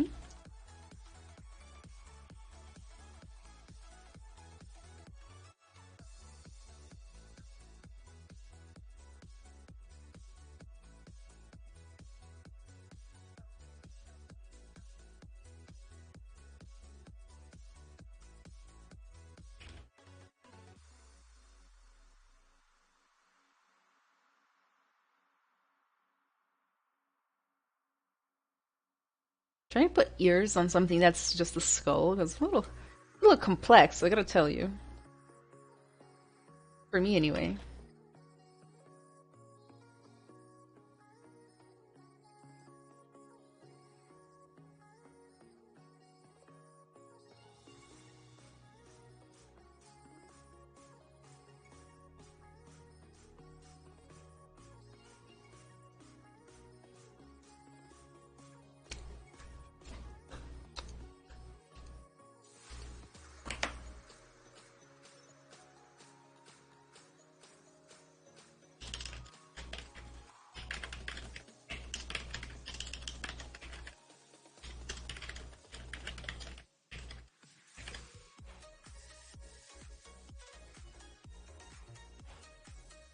I wonder how it would be to rig this horse with no name. It's a Kelpie. I'm sure it'd be similar to... Actually, it wouldn't be similar to another horse.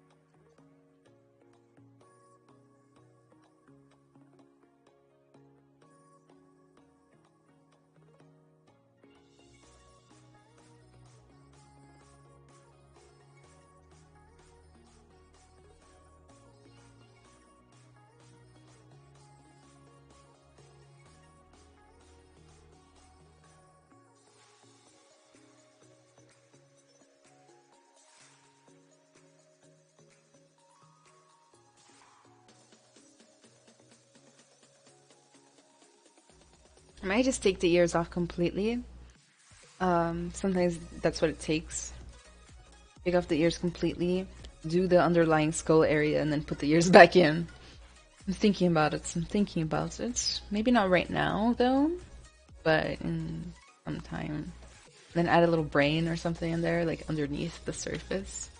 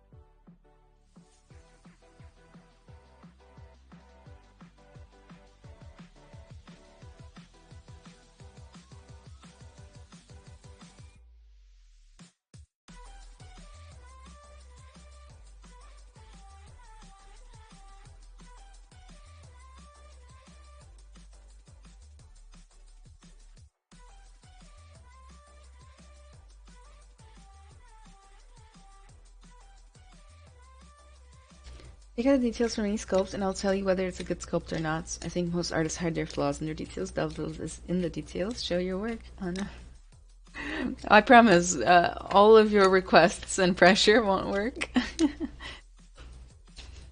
Reminds me of the horse head in the movie Evil Dead 2.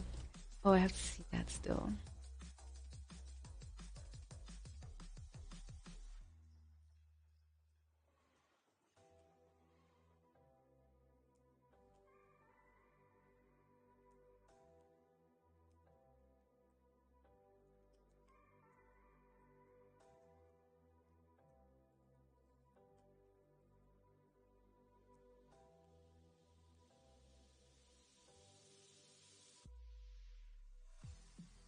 What's the name of this material? It is Wet Clay by Flipped Normals. You can Google it. It's like $3.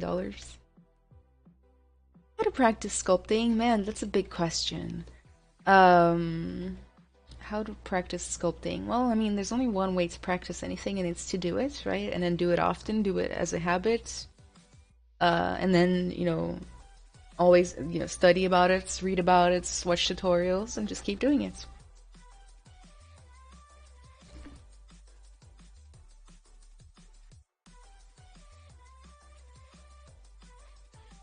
Hey there, I just had a 3D printing job and I was wondering how to know the details you put in. Would you open a print without test printing first? I'm not a 3D printer kind of person, so I'm not the right person to answer this question. However, if you ask the question as it comments on the stream, then the people from Pixologic will try to get to it, okay?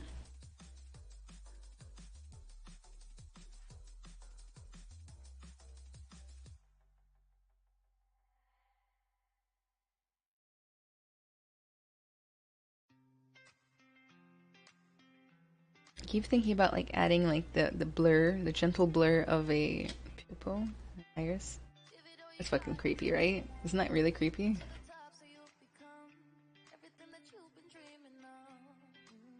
That is fucking creepy.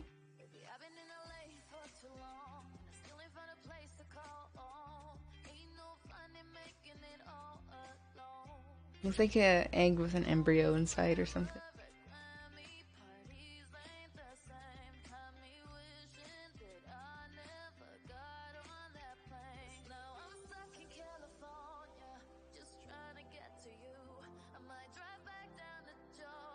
Hi, Rossi. How are you?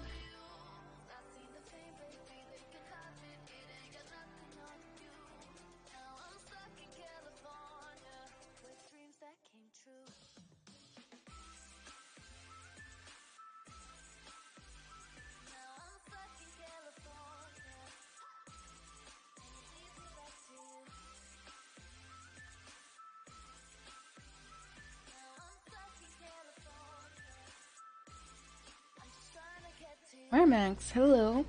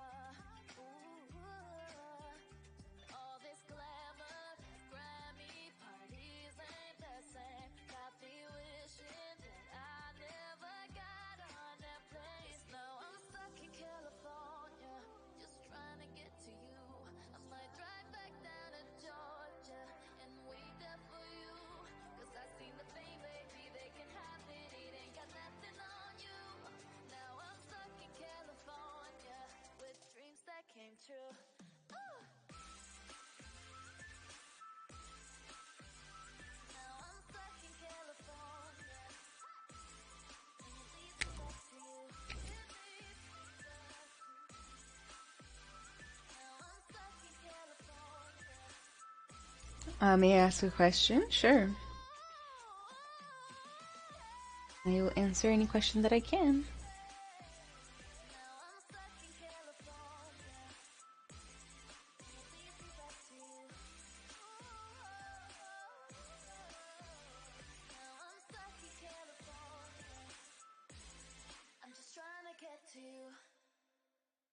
This is ZBrush, Rossi.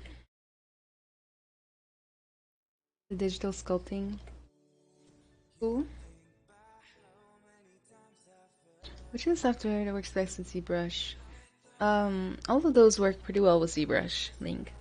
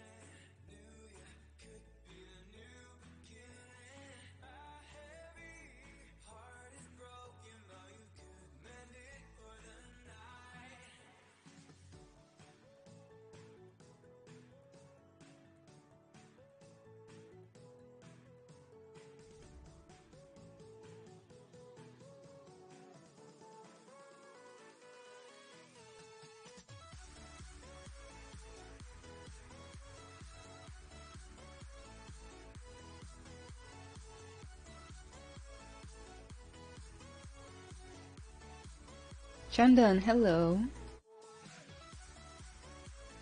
I would Rossi, I would rather we focus on ZBrush in this live stream, but if you want, you can message me directly. We can talk about other software. But yes, ZBrush.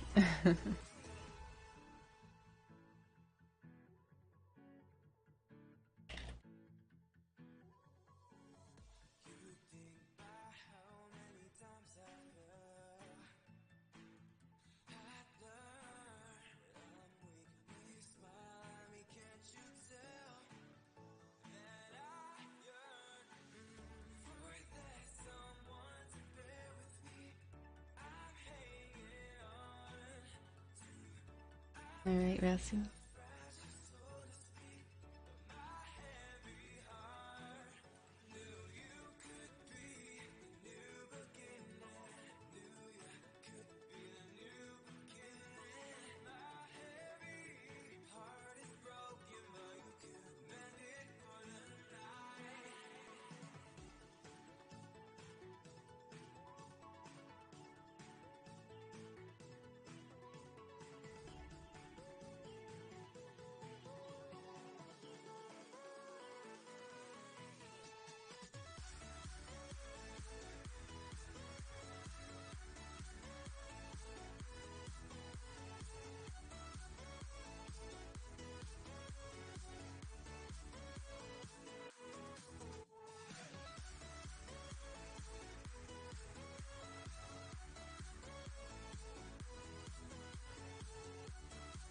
I think once the stream is over, I'm literally going to cut off the head, like right here.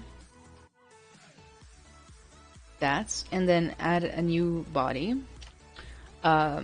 and then I'm going to completely rework it. More skeletal, more crazy. The ears, yeah, I'm gonna take those off too. And then I think I'm gonna be closer to what I want.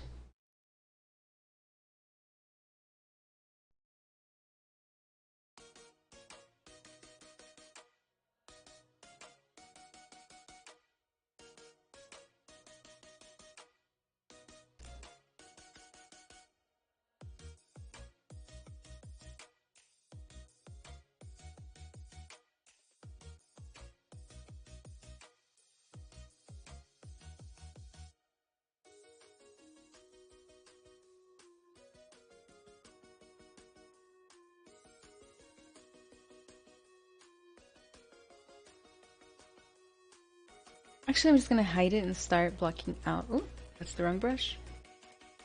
I want to do a select lasso.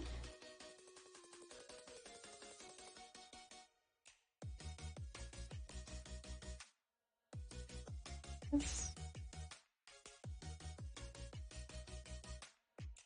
Hide the plants. Just leave the kind of swampy area thing. Just so I know what's what. I'm gonna start blocking out the new body now. I'm gonna pan the sphere. There it is. Click on that. Make it a lighter color.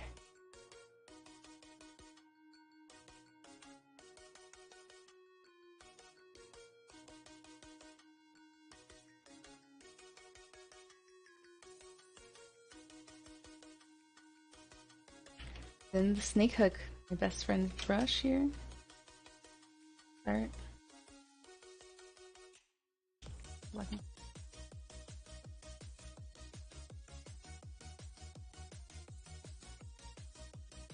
Oh no, symmetry's off.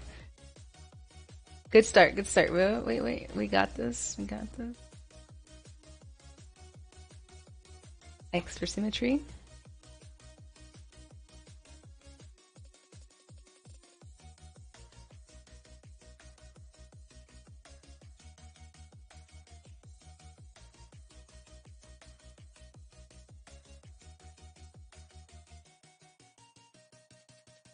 Is the ideal form.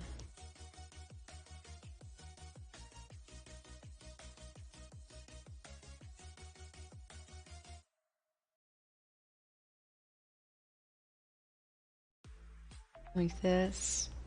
Maybe with like another sphere for the shoulders. Start of the ribcage area.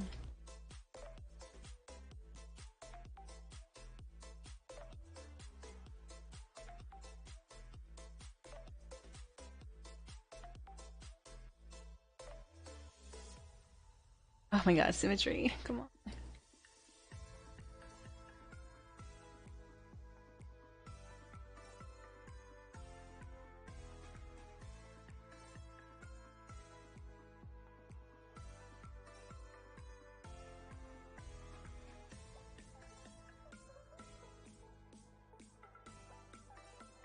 I'm gonna have some more of it coming out of the water this time. For our balance.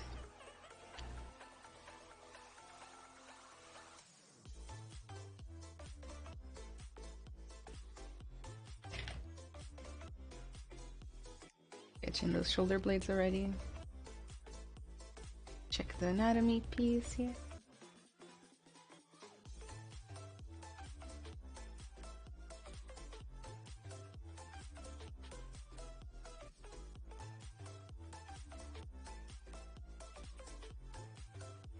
See blood on the teeth.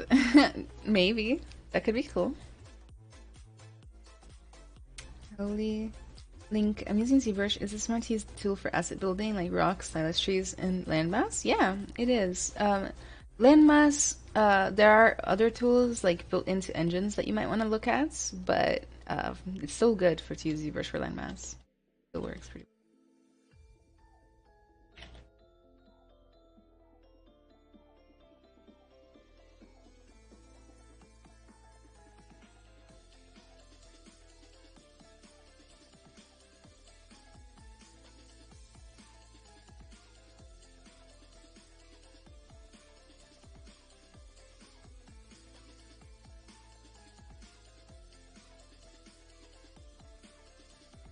Then I join both spheres, merge down, and start editing both at the same time.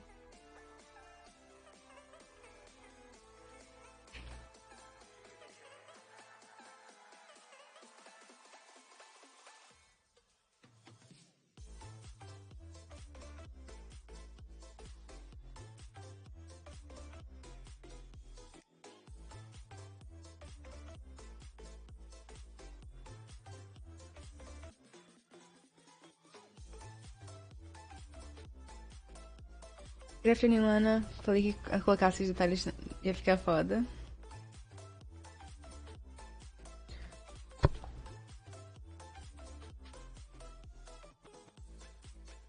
I think that's better already. It looks horrible.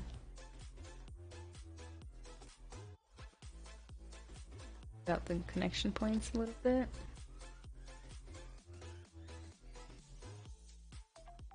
Or Dynamesh it all.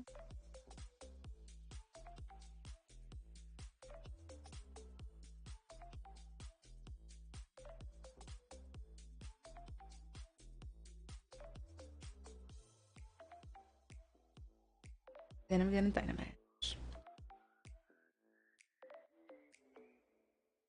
Pretty low resolution, as I often do. Yes.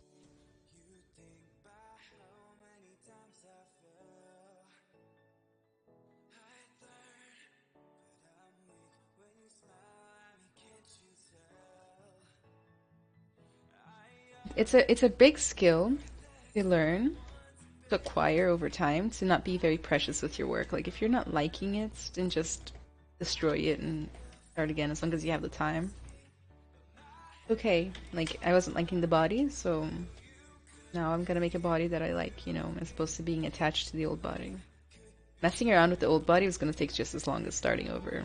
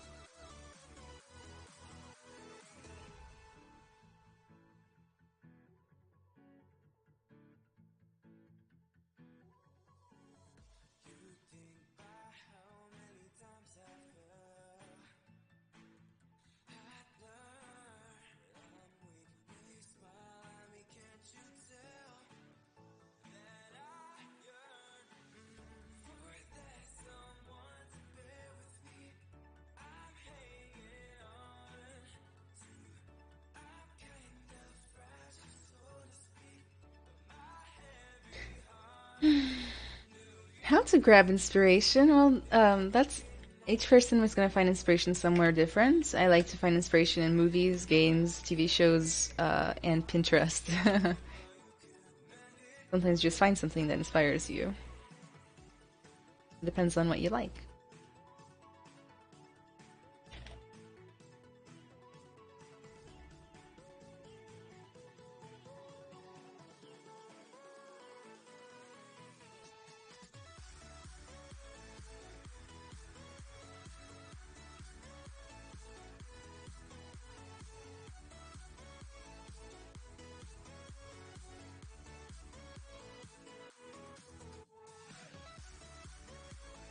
The water thing a little bit balanced.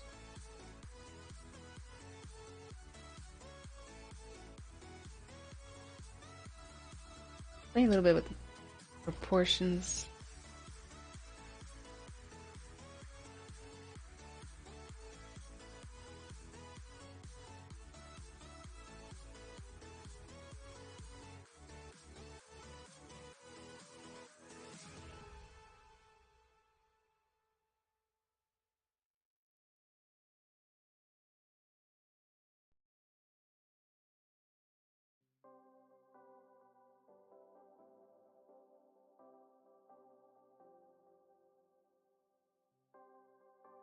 I hate Pinterest, but it's so damn useful. Exactly, Arctic Mule. Pinterest sucks.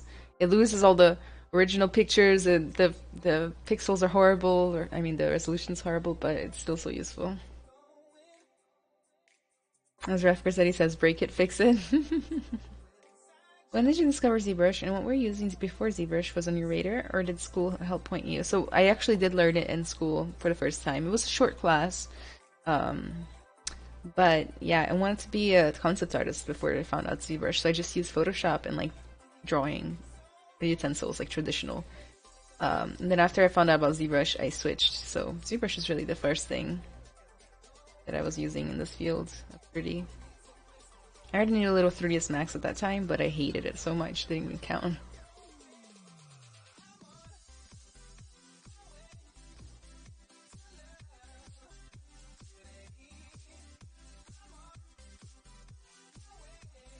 How do you figure out the anatomy of fantasy creatures? Thank you for sharing your techniques. GC Lee, no problem. Thank you.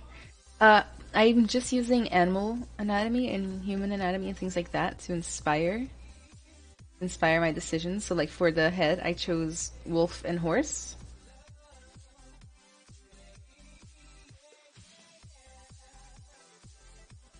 And then for yeah, stuff like that. So like I'm just kind of using elements from it, letting myself be creative though.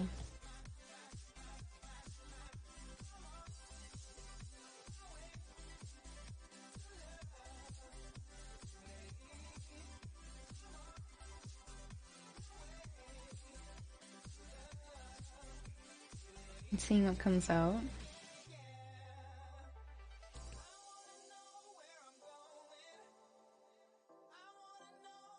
Getting the vision, I don't mean what you mean. What made you not like Max? So it's very clunky, slow. Like I've used others to 3D modeling software, and like the best one is Modo, in my opinion.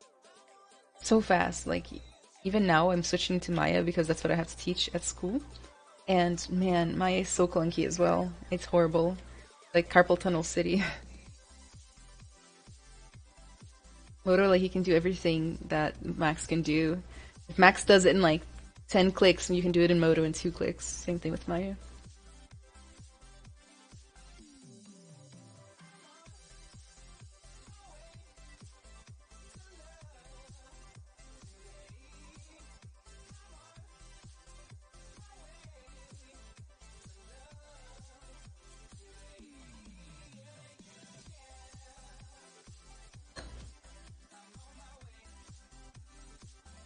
Well, I mean, all the 3D softwares have their own ups and downs. Like, Moto has a couple of things that I don't like.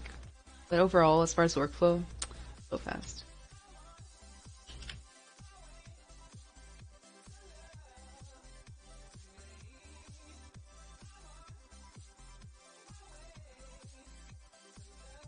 I'm gathering some pictures of horse skeletons.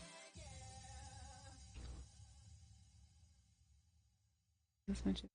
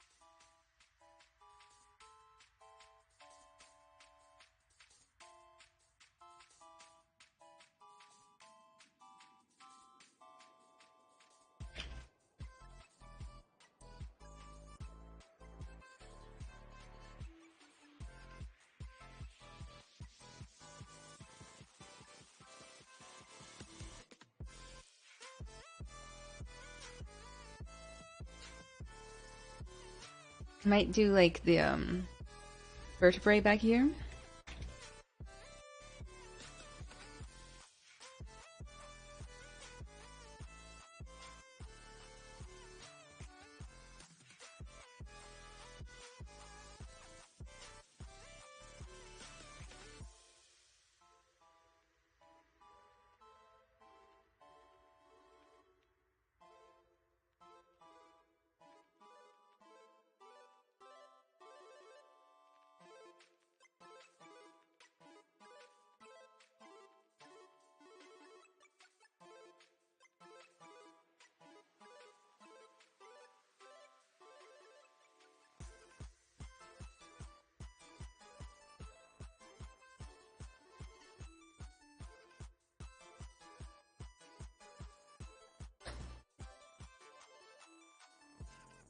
Why are you making just the upper part, not the whole body? Game division, because there's only so much time, and I have a lot of things to do. So if I want to make something, sometimes it's got to be small. It can't be the whole body. How are my daily sketches going? I'm not doing them daily. That's how they're going. Any tips for sculpting anatomy? Yeah, you gotta study some anatomy.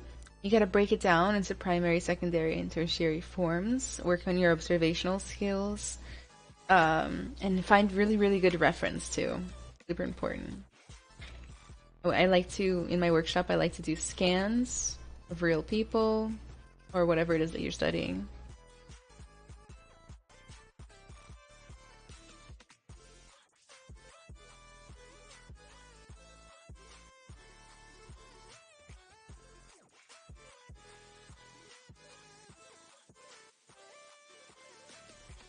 Oh, this might be a good use actually for that new brush. Let me see here.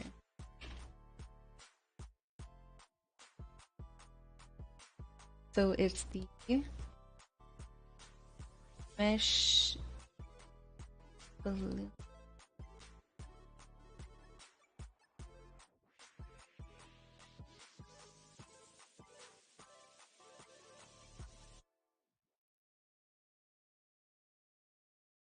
I need to turn off. I definitely need to turn off the strobe.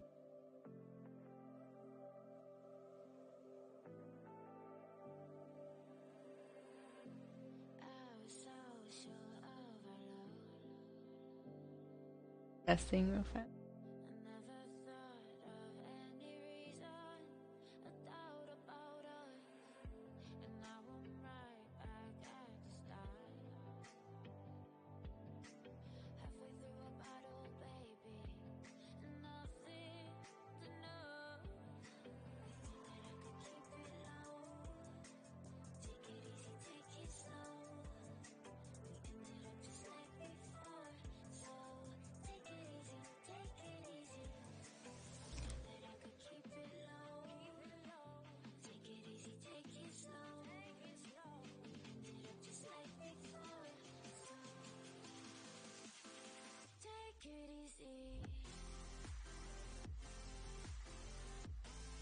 Didn't turn out the best, but it's a cool use case anyway.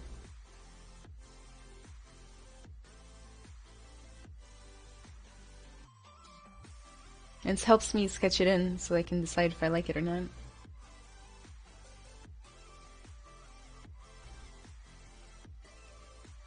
How long have you been sculpting? This piece or just generally?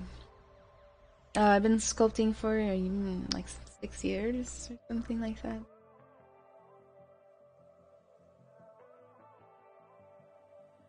Pencil for, oh man, you plenty already though. Yeah, as soon as I decided that I was gonna sculpt every day, I also decided that I was gonna do a mentorship, and the mentorship took precedence. And that takes a lot more work.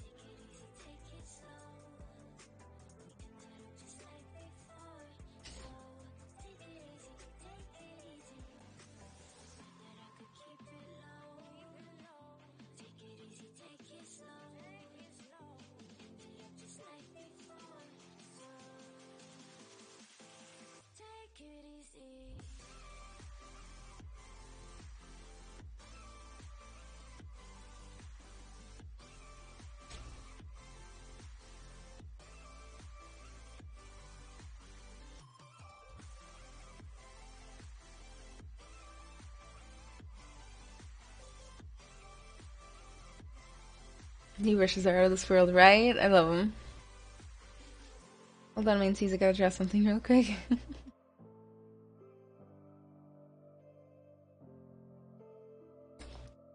You witch.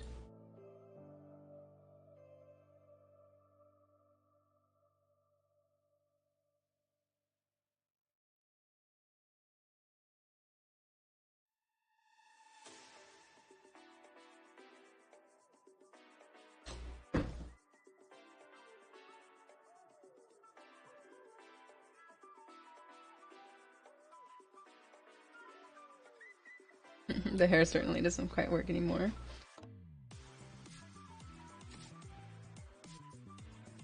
I think I need to make her a little thicker.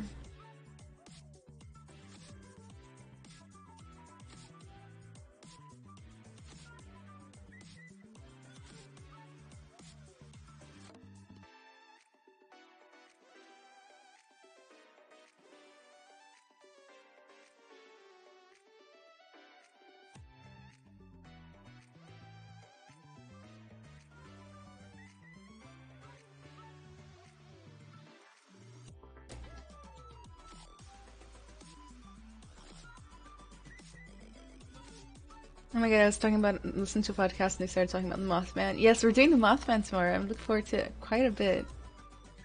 It's gonna be awesome. So for those of you who don't know, I do challenges every other week on my own personal Twitch channel. I stream there every Sunday at 5 p.m. Central Time. And tomorrow we're doing challenges, 3-hour long sculpt. You can do it with us if you want to. It can also be any art form. It doesn't have to be a ZBrush sculpt. It can be in any software too. And we're doing the Mothman. You can look that up if you want to. It's really cool. Really interesting.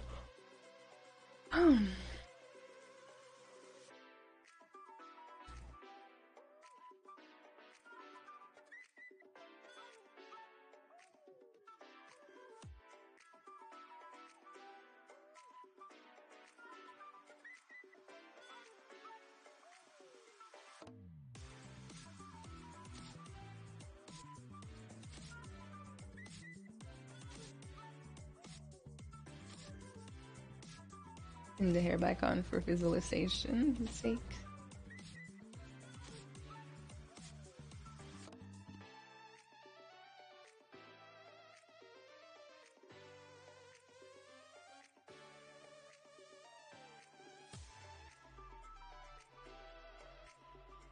Just a sketch of the hair, how I want it to be.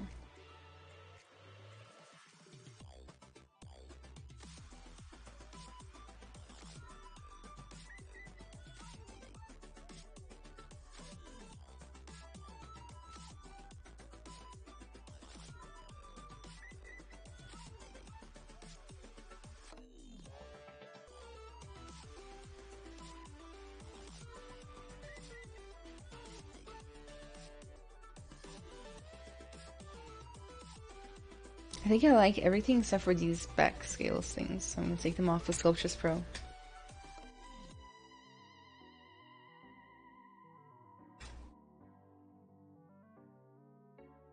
Wrong tool. That would explain the problem.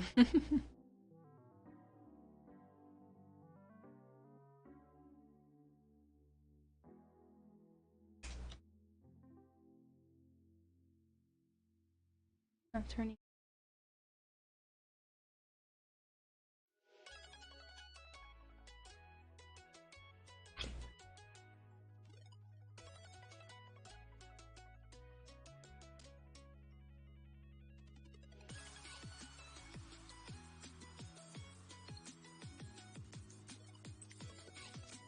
Probably the best way to get rid of elements of your sculpt.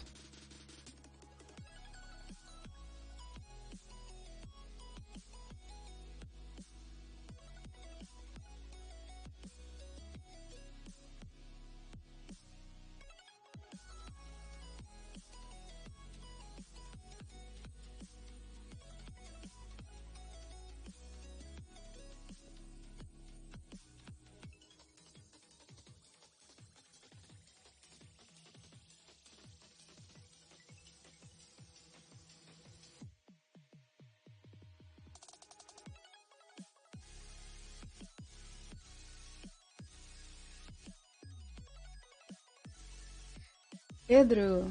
Hello! Magnus, hello everyone. Want some advice from guys? Is Huin a good alternative to Wacom? And if so, which one would be good for beginner? Should I go for a large one? For one with screen? Well, my opinion on that is that you should always try to test it out first, if possible. Like, don't buy it without trying it. Find somebody that has one. Go somewhere that has one and try it out first.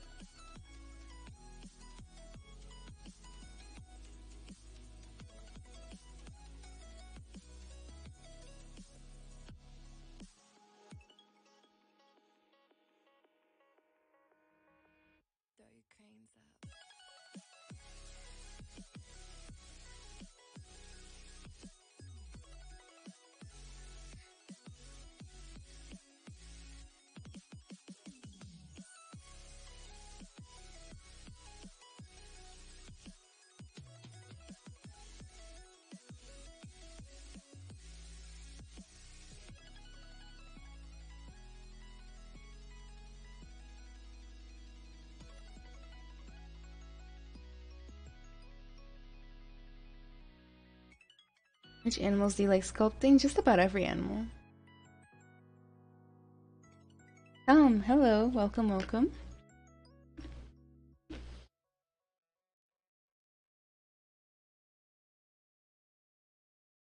Guys, if you're enjoying the stream, make sure to follow me on social media. I'm posting the link to my Linktree. In chat, this link contains all my other links to Instagram, Twitter, Twitch, and all that. Make sure to join my personal stream. I stream every Sunday at 5 p.m. Central Time on Twitch, and we do ZBrush as well. We do challenges there all the time. We're doing a challenge tomorrow. You can come join us, sculpt along. Everybody who does the challenge gets a shout out. And it's fun. You can join my Discord. It's an awesome little server. You can look into my mentorship. You can do anything you want. The link is right there.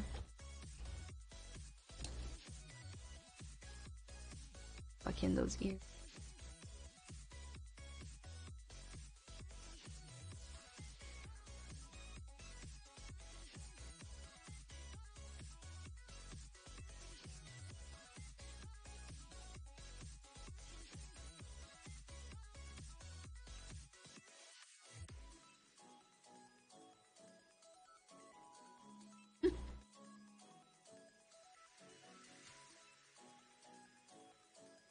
I have to kind of decide what kind of shape to go for with the ears all over again.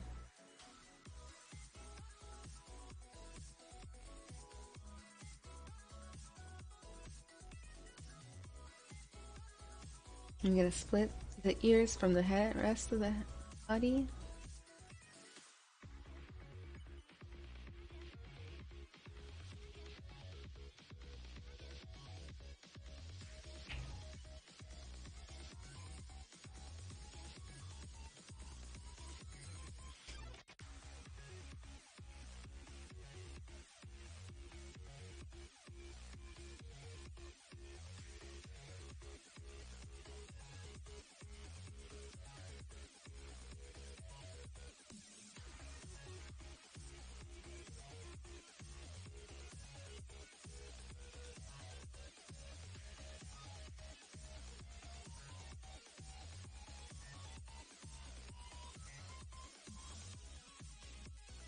She looks way too friendly with her ears up, right?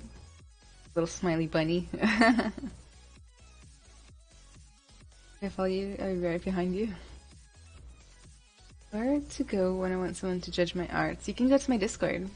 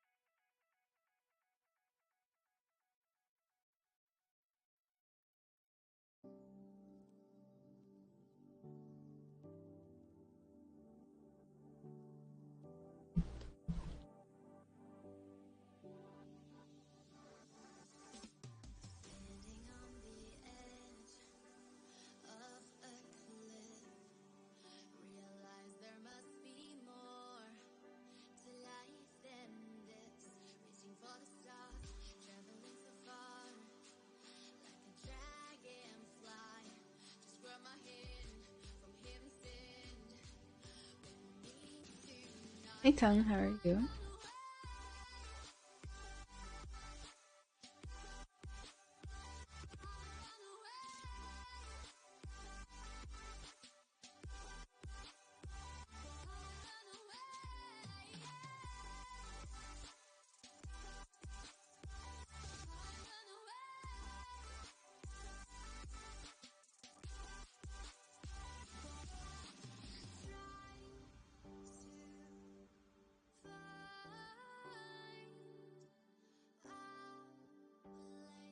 How to use references. So in what way how to use references? Just generally like how to use them for your art?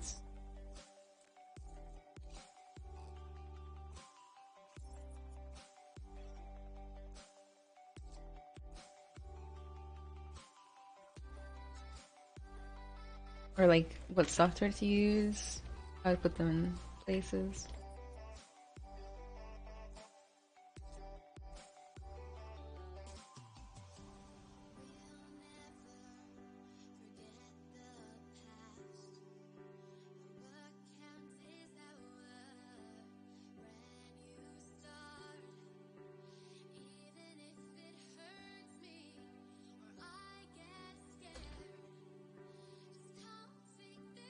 Definitely like using back better. Yeah, forward is too friendly, and we already have a problem with this project that she looks too friendly, just generally speaking.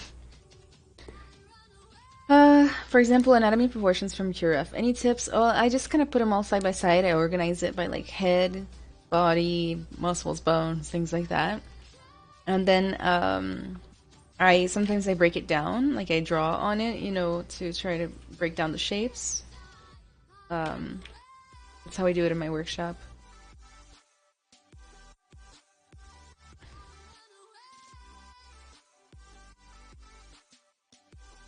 Give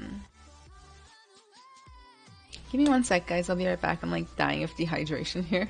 I'm like, man, talking is hard when you haven't drank water in hours and hours. I'll be right back.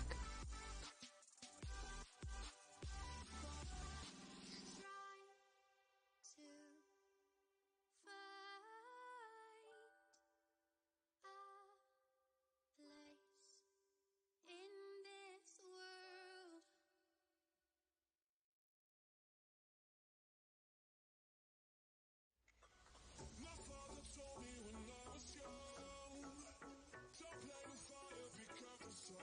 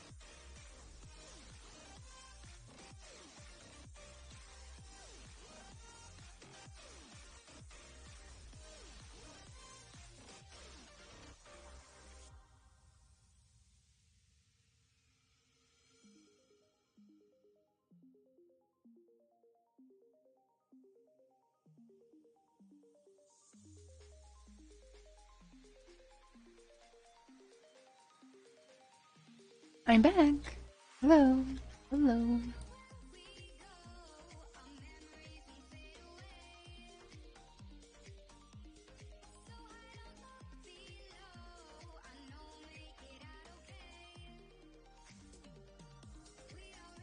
The old body was a little bit more menacing, so we gotta try to get that in.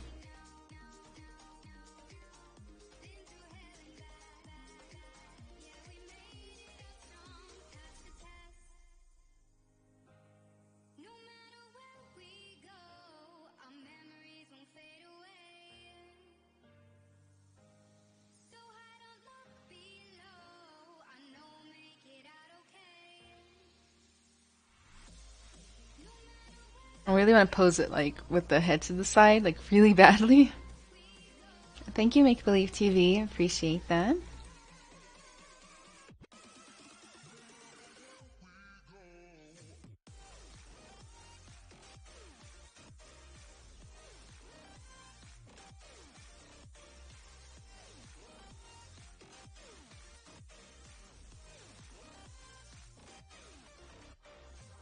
Hi, Jasmine. How are you?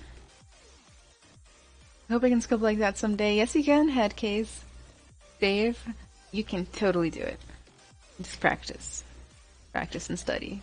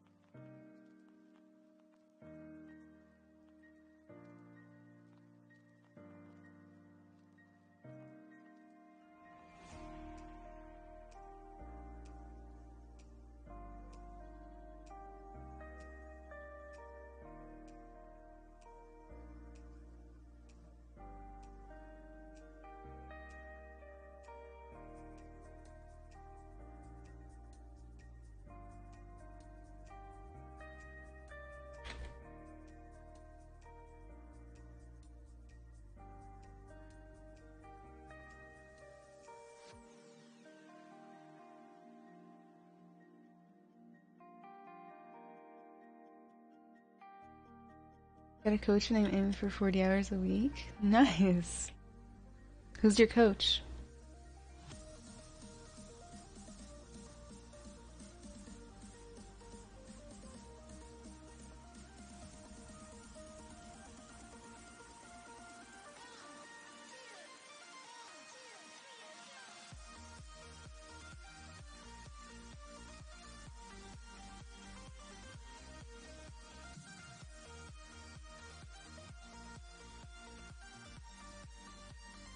Victor Aguilar, miniature sculptor.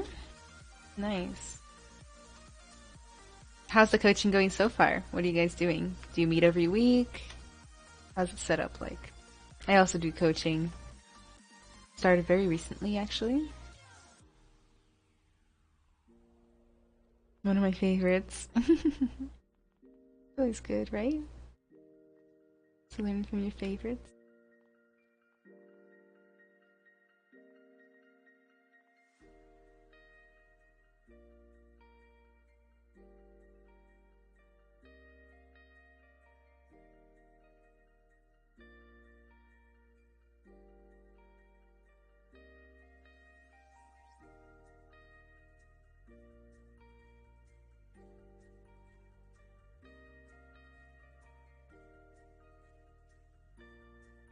Once a week for an hour. First week made skulls. Week 2 thick skulls and overlayered in a bust. Made Goofy off. Nice.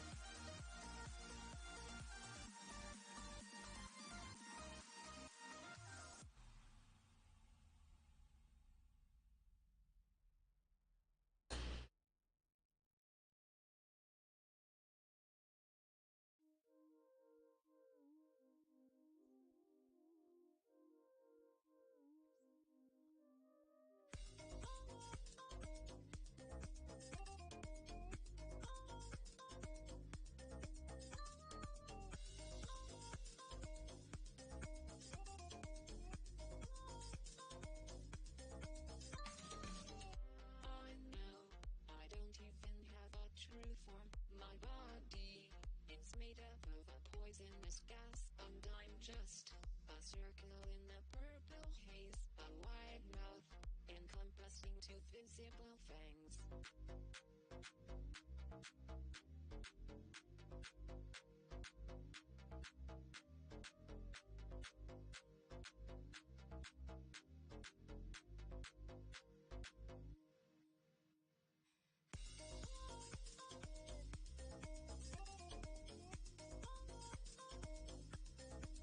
My sculpted little horse looks like a hammer shark. Those two things are very, very different. I hope you're exaggerating. I know I don't even have a true form. My body is made up of a poisonous gas, and I'm just a circle in the purple haze, a wide mouth encompassing two visible fangs. I know I don't even have a true form. My body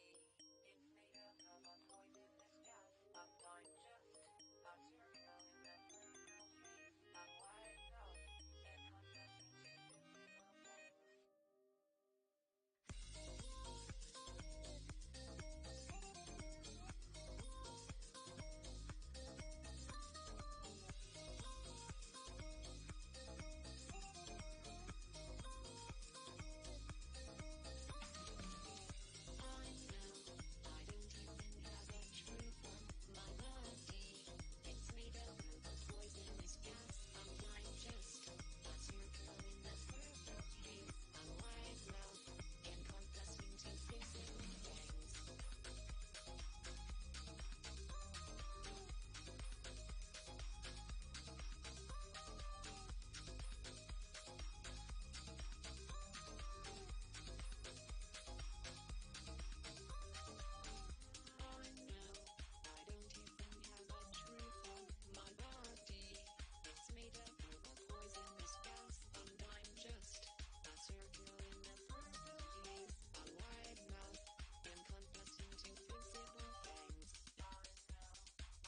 My sculpted horse, or read that one, the hammerhead one is so funny though. If you want, you can post it in my Discord so me and other people can take a look at it and help you out. And get you the link for that. Goodness, goodness.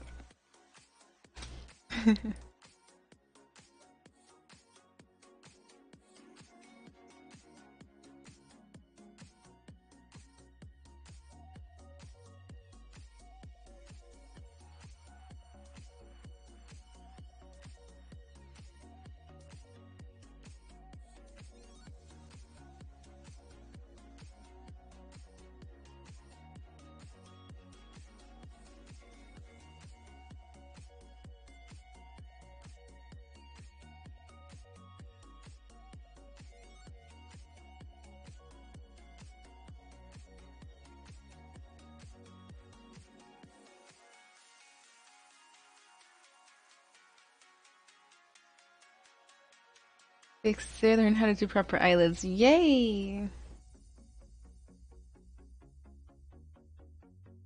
The big step. Proper eyelids.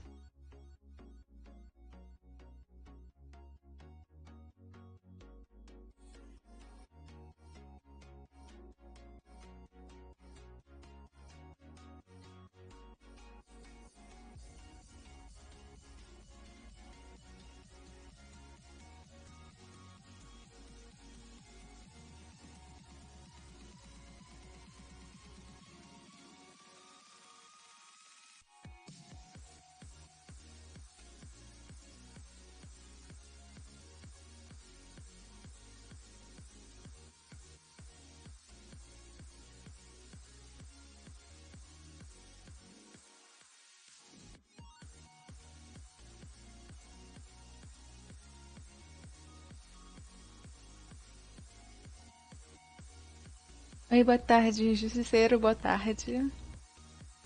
Bem?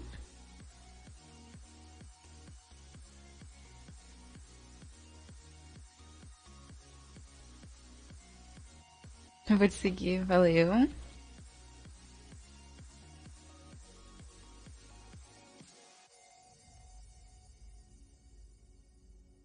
Ups, eu sem querer postei no errado. Ai, postei.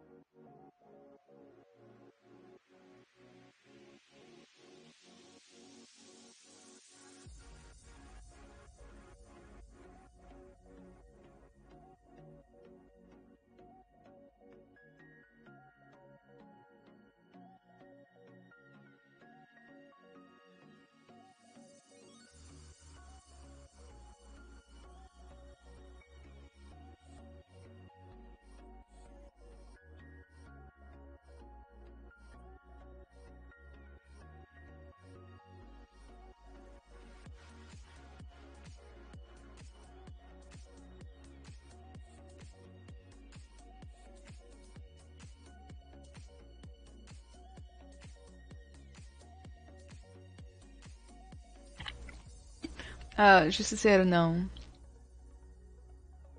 Does anybody know how to center a tool in your workspace with X geometry isn't working as it is off-center? What I normally do is I try to get it as close to the center as possible.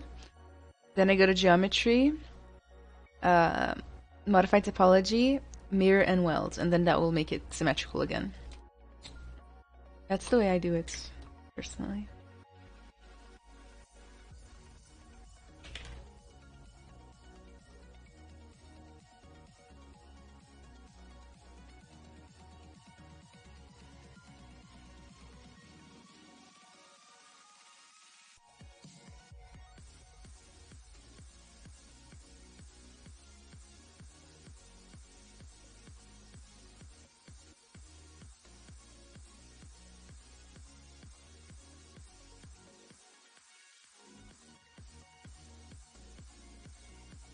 Thanks so much, no problem. Maha. If you aren't so busy, can I send you from time to time my artwork for Judge? It's important for me because when I grow up, I want to be a creature artist. Maha, so you can send it to me on my Discord. I'll try to get to it, but because I have to teach class and do all these mentorships and stuff, sometimes I can't. So, you know, I have to prioritize the people who are my mentees. But every once in a while I get time. Plus, sometimes I do critique streams where it's like entire streams just critiquing your guys' work. So there's that too. So if I don't get to it, then, you know, keep trying, or yeah, I just can't say like yes right away because, you know, I'm so busy. But I definitely have every intention to help. Sincero, uma perguntinha. Eu comecei a usar o ZBrush recentemente. Posso te mandar um whisper mais tarde com algumas dúvidas? É a mesma coisa. Pode postar no Discord e eu tento responder o mais cedo possível, ok?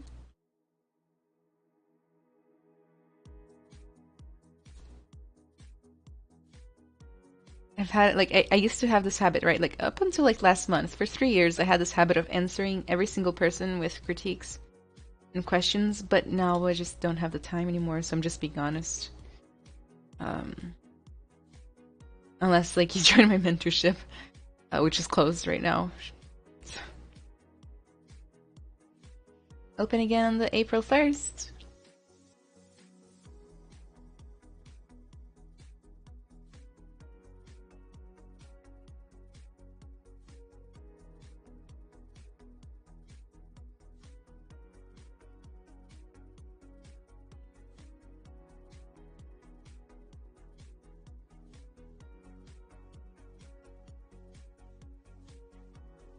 Oh, okay.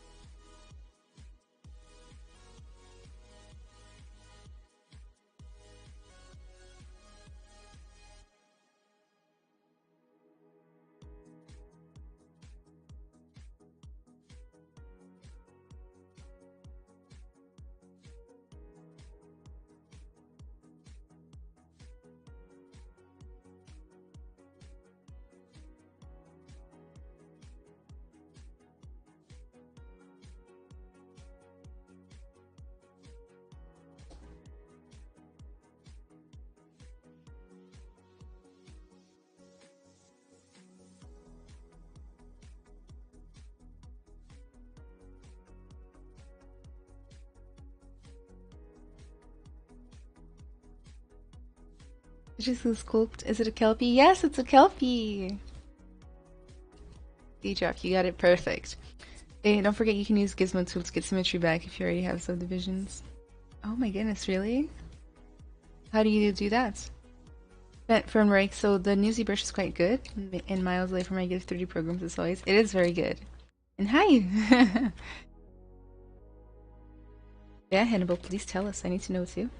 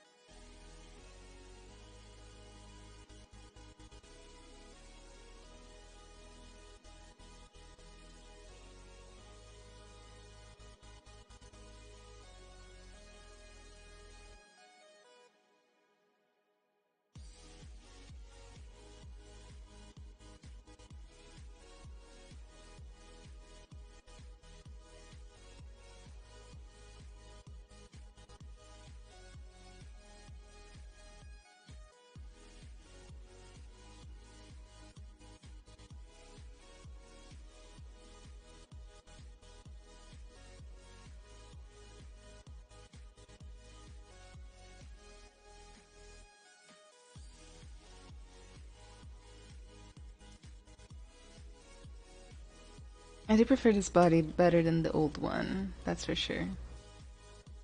Then quick save this.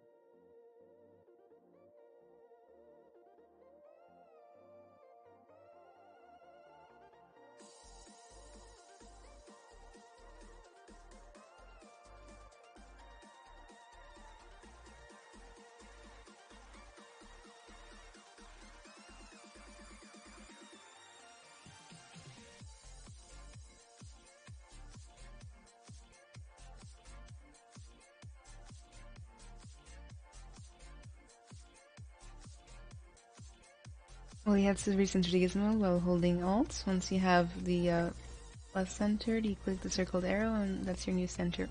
I see. So you still kind of have to eyeball it. I'm back from my walk. The horse I'm sculpting is not such a mess after all. Nice, Alex. Good job.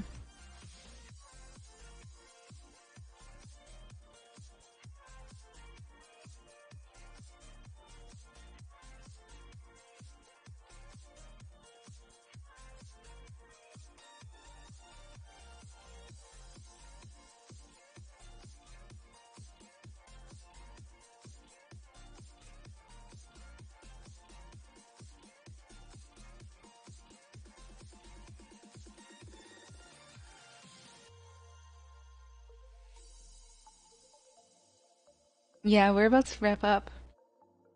But it's okay, at least you came.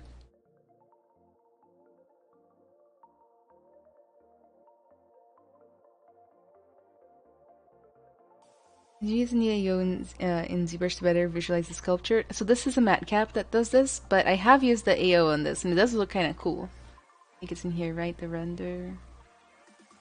Review AO.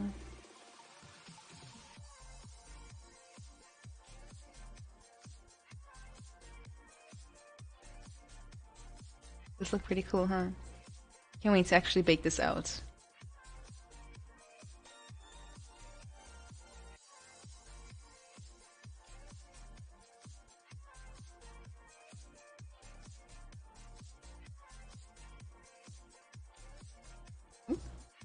Let's make it a little slower. Probably because I turned the quality all the way up. In the water has some fancy AO now. I just have one vert in the eyeline and the other on the nose. You can test whether you're center or not by checking where the two dots touch in symmetry. Your sculpt concept could fit in a game of creating. Nice, Alex! That's super cool. Acho que você não viu no YouTube. Não viu o quê?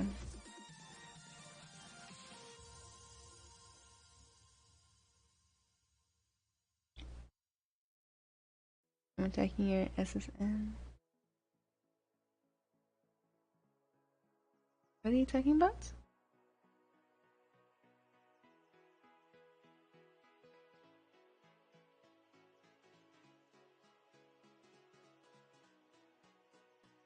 One sec.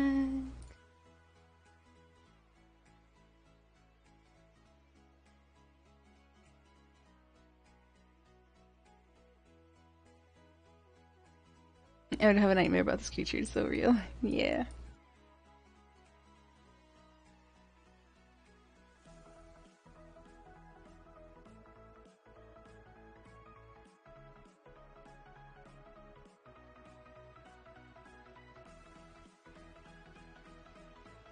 ZBrush, thank you. Obrigada, quer dizer. Well, on that note, guys, my 3 hours are up.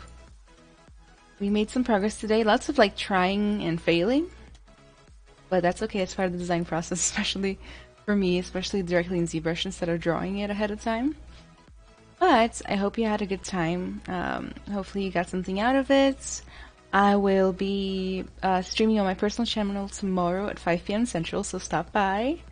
We're doing a challenge, the Mothman Challenge. It's 3 hour long and it's going to be really fun. Let's see.